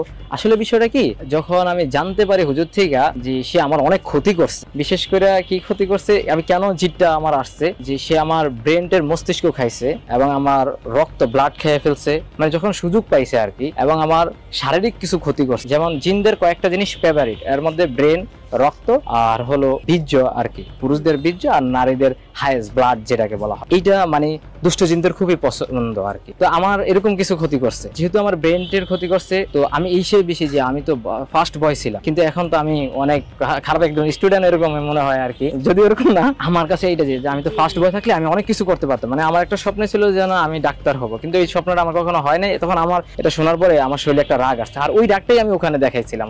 তো পরে আমি আস্তে আস্তে চেষ্টা করছি, আমার হঠাৎ করে একটা ধারণা আসছে জিনটা তো আমাকে পছন্দ করে, ভালোবাসে, এতদিন পর্যন্ত ভালোবাসে। আচ্ছা ঠিক আছে, তাহলে তো আমি আবার ওনাকে জিজ্ঞাসা করছিলাম, আমি বলতে ভুলে গেছি যে আসলে জিনটা কি মুসলিম না অমুসলিম। তো বলছে যে অমুসলিম, সে হিন্দু। তো আমার একটা মানে ইচ্ছা, তাহলে আমি ওর ইসলামের দাওয়াত দিব, মানে আমার একটা ভিতরে ইয়ে আছে যে আমি ওর ইসলামের দাওয়াত দিব। সে আমার ক্ষতি করছে, করুক, আমি ইসলামের দাওয়াত, যদি সে ইসলাম গ্রহণ করে আমি তাকে মাফ করে দেবো, আর যদি সে ইসলাম গ্রহণ না করে আমি তার শাস্তি দিব। হ্যাঁ, হঠাৎ করে মাথায় আসে, আমি ওই যে উজু করছি না, উজু করার পরে আমি নামাজ পড়ছি। আসলে ওই ভয়ের পরে আমি যেবারে যাই নামাজ পড়ছি, 2 রাকাত নফল নামাজ পড়ছি। যদি আসলে এগুলা বলা ঠিক না, নফল নামাজ পড়ে আল্লাহর কাছে দোয়া করছি, আল্লাহ যদি তার মধ্যে হেদায়েত থাকে তাহলে তাকে হেদায়েত দান করো, আর যদি হেদায়েত না থাকে তাহলে তারে ধ্বংস করে দাও, মানে একটা শাস্তির ব্যবস্থা করো। আমরা জিন এবং মানুষ, এর মধ্যে জিনরাই কিন্তু শক্তিশালী না, মানুষ বেশি শক্তিশালী। তো মানুষ চাইলে কিন্তু জিনদেরকে বন্দী করতে পারে, তাকে মাইরা ফেলতে পারে, মানে জবাই করে দিতে পারে, চাইলে তাকে আগুনে পুড়ায় দিতে পারে, মানে এরকম করা যায়। জিনরা কি করতে পারে, জিনদের কুফুরির মাধ্যমে মানুষকে ক্ষতি করতে পারবে, এই তাদের শক্তি, আর কিছু না। আর মানুষ চাইলে এটা করতে পারে।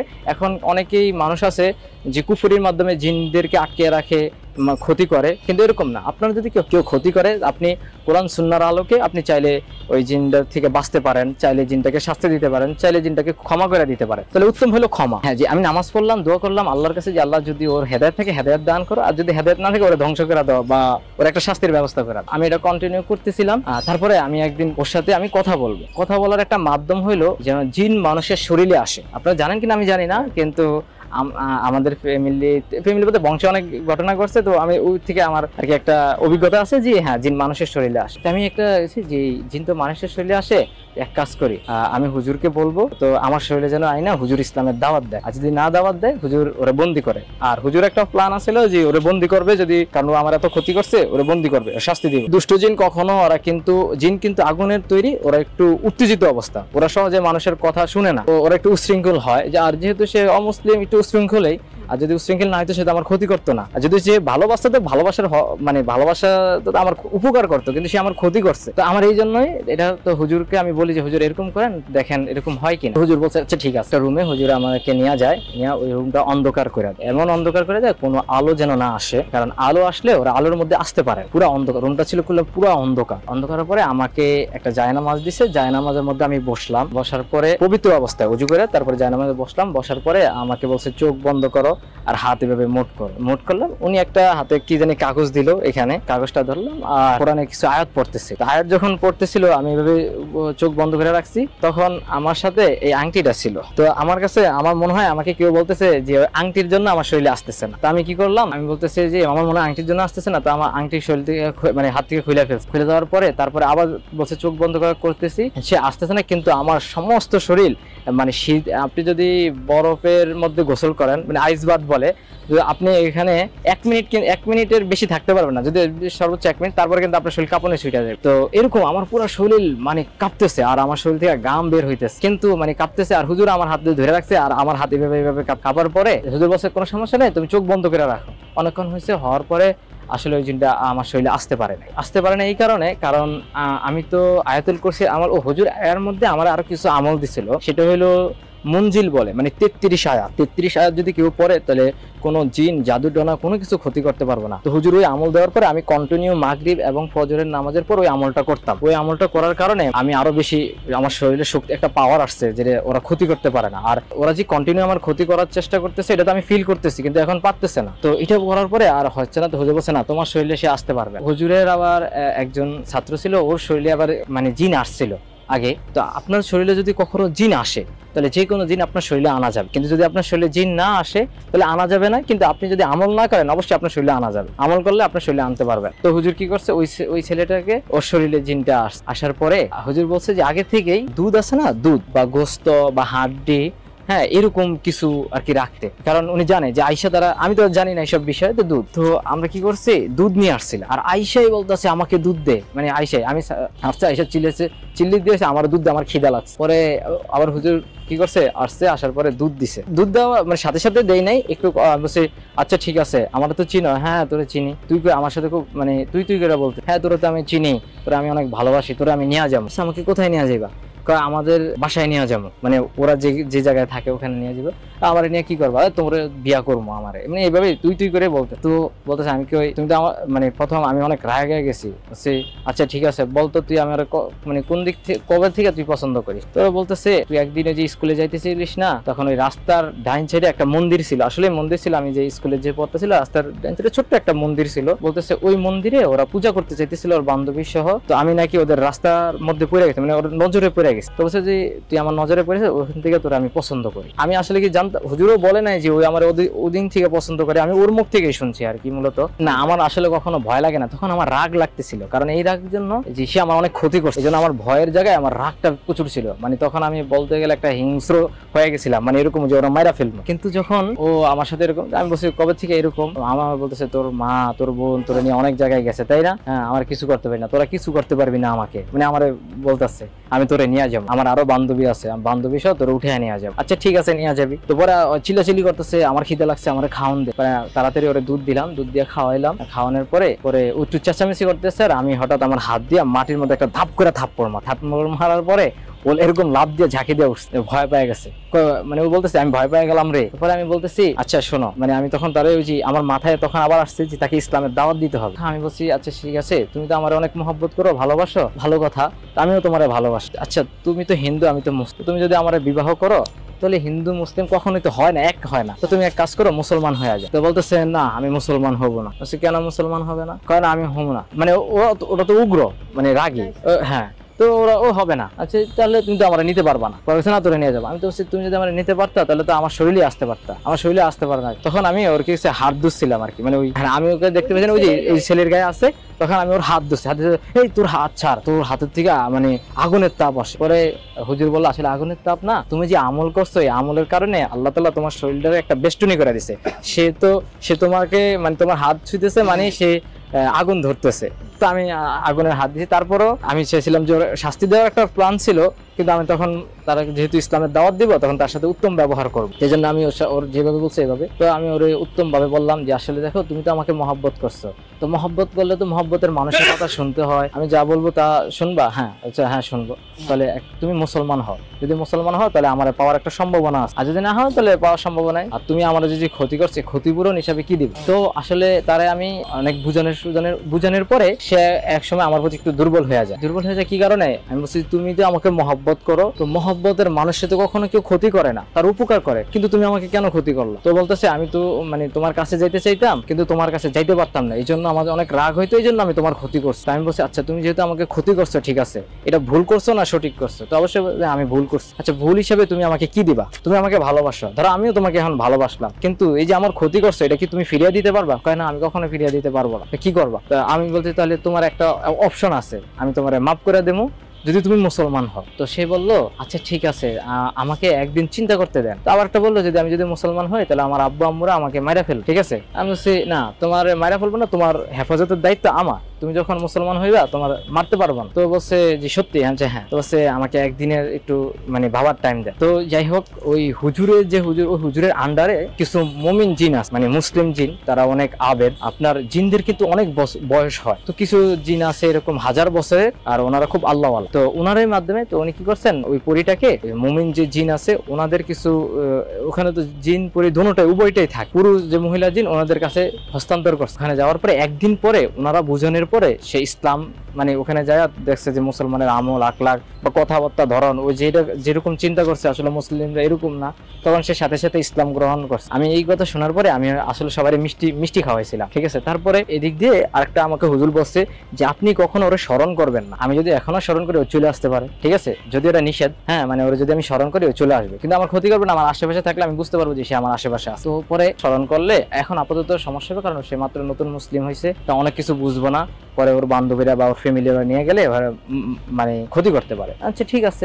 প্রায় 3 মাস পরে একদিন আমার হঠাৎ ইচ্ছা জাগলো যে আসলে জানি ওর কি অবস্থা। আমি আবার হুজুরের কাছে গেছিলাম, হুজুর দেখি ওর কোনো সন্ধান পাই কিনা। তো হঠাৎ করে হুজুর একটা ছাত্রের মাধ্যমে ওর বডিতে আবার আসছে, এসে আমার সাথে কথা বলছে, সালাম দিছে। সালাম দেওয়ার পরে অনেক কান্নাকাটি শুরু করে দিই। কান্নাকাটি এই জন্য শুরু করছে যে সে এতদিন পরে বুঝছে যে আমি ভুল করছি, আমি যে ক্ষতি করছি। মানে মুসলিম হইলে একটা মানুষ যে সে তার অতীতের ভুলগুলোর জন্য সে অনেক অনুতপ্ত, অনুশোচিত। আপনি যখন একটা ভুল করবেন তখন এই ভুলের জন্য অনুশোচনা বোধ করবেন, সে সেমই অনুশোচনা বোধ করছে। আমার কাছে মাপ চাইতেছে যে আসলে আমাকে ক্ষমা করে দেন, আমি অনেক আপনার ক্ষতি করছি, আসলে আমি বুঝতে পারি নাই, আমি তো হিন্দু ছিলাম, তো ওই আপনারা পছন্দ করতাম, আর আমাদের ওখানে তো এত ভেদাভেদ নাই, আসলে কোনো কিছু নাই, ডিসিপ্লিন। কিন্তু মুসলমানের মধ্যে একটা ডিসিপ্লিন আছে। তো অনেক কান্নাকাটি করছে, আমাকে মাফ করে দেন। আমি অবশ্যই হ্যাঁ, তোমাকে আমি মাফ করে দিছি আল্লাহর জন্য, তুমি যেহেতু মুসলিম হয়েছো আল্লাহ তো তোমারে মাফ করেছে তোমার সমস্ত গুণ, আর আমি তো আল্লাহর একজন নগণ্য বান্দা, আমি তোমার অবশ্যই মাফ করে দিই। তো পরে একটা কথা ভালো লাগছে আমার সবচেয়ে, সে আমাকে এটা বলছে যে যদি আল্লাহ তাআলা কখনো আমাকে জান্নাত দেয় আমি আপনাকে ছাড়া জান্নাতে যাব না। তো আমিও বলছি যে অবশ্যই আল্লাহ তাআলা যদি আমাকে জান্নাত দেয় আমি তোমাকে ছাড়া জান্নাতে যাব। তারপর আরেকটা সে বলছে যে ইনশাআল্লাহ আপনার এখন কেউ ক্ষতি করতে পারবো না, ইনশাআল্লাহ আমি আছি, আপনার যদি কেউ ক্ষতি করতে চায় ইনশাআল্লাহ আমি সুরক্ষা দিবে। তো আলহামদুলিল্লাহ ও যদি আমি চাই না ও আমার কাছে আসুক, আমি আর একটা শর্ত দিছিলাম যে ঠিক আছে তুমি তাহলে যাদের কাছে আছে ওনারা অনেক হাফেজ আলেম, মানে জিনদের মধ্যে হাফেজ আলেম মাওলানা অনেক আল্লাহওয়ালা মানুষ আছে ওখানে আছে, তো ওরা আমি বলছি যে ঠিক আছে আমার ইচ্ছা যে তুমি হাফেজা হবে আলেমা হবে, তাহলে এটা আমার একটা চাওয়া তোমার কাছ থেকে, যেহেতু আমার অবশ্যই ঠিক আছে। এখনো আসে বলতে আমাকে হুজুর বলছে যে আপনি এখন তাকে স্মরণ করবেন না, নারীদের সাথে একটা মানে ডিস্টেন্স যত দূরে একজন মুসলিম হিসেবে রাখা দরকার ওরকমই, এই জন্যই আর কি হুজুর বলছে যে আপনি ওকে স্মরণ করা দরকার নাই, আপনি যদি কখনো ফেস সমস্যা অনুভব করেন তো হুজুর আরেকজনের কথা বলছে যে আপনি ওনাকে মানে উনিও মুমিন জিন মানে মুসলিম জিন অনেক আবেদ, ওনাকে স্মরণ করবেন যখন উনি আপনার হ্যাঁ তখন আমি কখনো কোনো ফেস যদি সমস্যা অনুভব হয় তখন আমি ওনাকে স্মরণ করি, এবং উনি যখন আসে আমি বিষয়টা অনুভব করতে পারি। কিভাবে অনুভব করতে পারি, উনি আসলে ওনার একটা স্পেশাল আতর আছে, আসলে ওর আমার কাছে আসা নিষেধ, যতক্ষণ না পর্যন্ত আমি ওকে স্মরণ করব ততক্ষণ পর্যন্ত আমি যখন স্মরণ করবো সে আসবে, আমি যদি স্মরণ না করি সে আসবে না। তার সাথে আমার সাথে একটা কন্ট্যাক্ট হয়েছে, কারণ সে আমাকে অনেক মহব্বত করে চাইলে সে আমার কাছে আসতে পারে, আর যখন কাছে আসবে তখন তার হয়তোবা খারাপই একটা কাজ করতে পারে বা তার মধ্যে খারাপ কোনো কিছু ফিল হইতে পারে, তখন যেটা আসলে একটা খারাপ পর্যায়ে চলে যেতে পারে, কারণ শয়তান ওরও তো ধোঁকা দিতে পারে। তো এই জন্যই আমি আমার দিক থেকে চিন্তা করছি না, আমি যতক্ষণ না আমি যদি কোনো সমস্যা ফেস করি তখন ওরা আমি ডাকবো, তখন সে আইসা দেখবো আমি বিপদে আছে, সে আমার উপকার করবে। অযথা যদি আমি ডাকি তাহলে সে আইসা আমার কাছে কি করবে, তখন সে আমার প্রতি একটা মহব্বত বাইরে যাবে। যদি আমি মানুষ, সে হলো জিন, তো জিনের সাথে মানুষের সাথে কখনোই কোনো সম্পর্ক হয় না, আর এটা সম্ভব না, পসিবল না। এই জন্যই আমি আসলে কখনো তাকে ওইভাবে স্মরণ করি না, মানে আমার প্রয়োজন হয় না। একটা মেয়ে সুইসাইড করছে, যখন আমি ঘড়ির দিকে তাকায় টাইমটা দেখি তখন মানে আমি বুঝতে পারি যে সামথিং ইজ রং। তো ঘটনার শুরুটা 2017-18 দিকে, তখন আমি কলেজে পড়ি। কলেজ টাইমে পড়ার সময় মানে অনেক প্রফুল্ল ছিলাম, তো অনেক রাত অব্দি বাইরে ঘোরাফেরা এটা সেটা মানে থাকতো, ফ্রেন্ড সার্কেল। একদিন অনেক রাত বাসায় আসি, বাসায় আসার পর খাওয়া দাওয়া করি, তো রাত বাজে তখন 12টা 12:30 এরকম। আমার কাছে সিগারেট নেই, তখন মনে হয় যে না একটু স্মোক করা দরকার। তা দেন আমি বাইরে যাই, বাসার নিচে নামি, বাজারের ভিতর বাসা ছিল, বাসাটা ছিল আমাদের ভাড়া বাসা। বাসায় আমরা নতুন ওঠার পর মানে কয়েক মাস মানে ভালোই যাচ্ছিল, মানে কোনো প্রবলেম ছিল না। তো একটা দিন মানে এরকম রাতের বেলা বেলায়। তো আমি সিগারেট কিনে নিয়ে এসে আমি আমার রুমের জানালার পাশে বসে আমি স্মোক করতেছিলাম। জানালার বাইরের ভিউটা ছিল মানে সামনের যে বিল্ডিং গুলা ছিল মানে ক্লিয়ারলি একটা সুন্দর একটা ভিউ পাওয়া যেত। আমি ওখানে বসে স্মোক করতাম ম্যাক্সিমাম টাইম। সেই দিন রাতের বেলায় মানে আমি জানালা খুলে আমি স্মোক করতেছি ওখানে বসে। তো হঠাৎ দেখতে পাই যে সামনে বিল্ডিং, আমাদের বিল্ডিং এর সামনে যে বিল্ডিংটা ছিল সেই বিল্ডিং এর ছাদে একটা কালো ছায়ামূর্তির মতো মানে চলাফেরা করছে, মানে মুভ করতেছে। মানে নর্মালি মানুষের চাইতে সেটার হাইট অনেকটা বেশি ছিল। তো ফার্স্টে আমি এত কিছু ভাবিনি, ভাবতেছিলাম যে মানে একটা নর্মাল একটা মানুষ মানে মুভ করতেছে,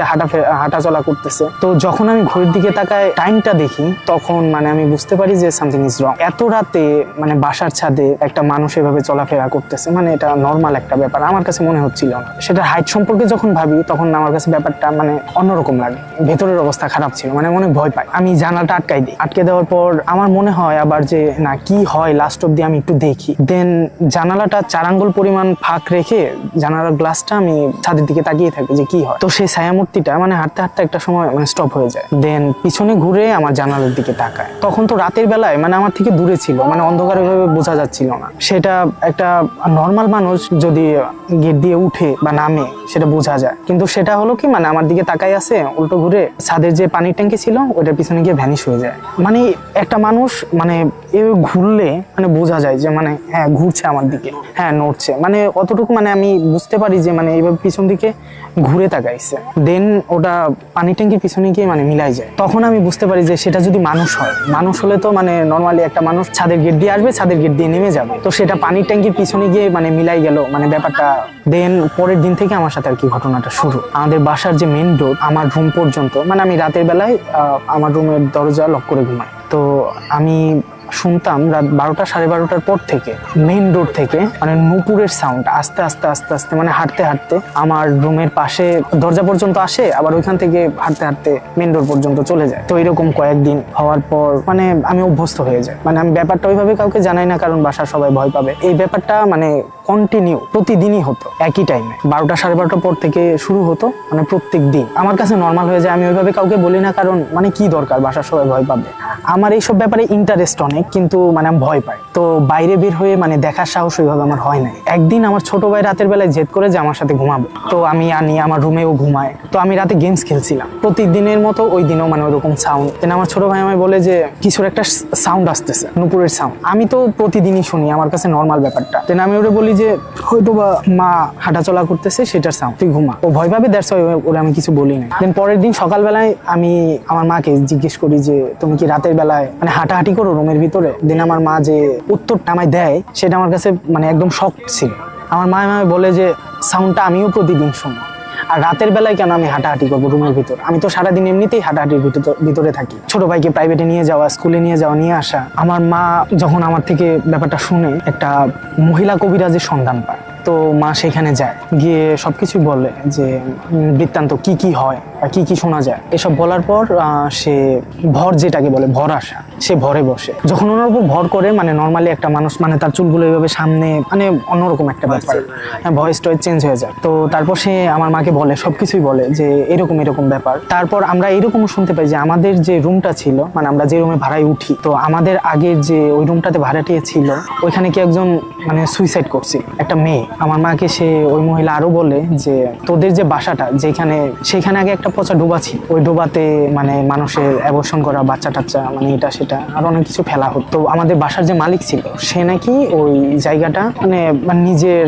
ক্ষমতার বলে ওই জায়গাটা দখল করে ওইখানে বিল্ডিং তোলে। তারপর সে বলে যে এমনি কোনো সমস্যা নেই, তোদের কোনো ক্ষতি হবে না, কিন্তু যদি তোরা ভয় পাস তাহলে আমি এটা বন্ধ করার একটা কোনো কিছু করে দেব, যাতে কোনো মানে তোরা ভয় না পাস বা কিছু না হয়। আর আমার মা আমাদের কথা চিন্তা ভাবনা করে বলে যে আমার 2 ছেলে ভয় পায়, তো আমি চাই না যে বাসায় এরকম কোনো সাউন্ড ফাউন্ড আর আসুক, আপনি কিছু একটা করে দেন। দেন ওই মহিলা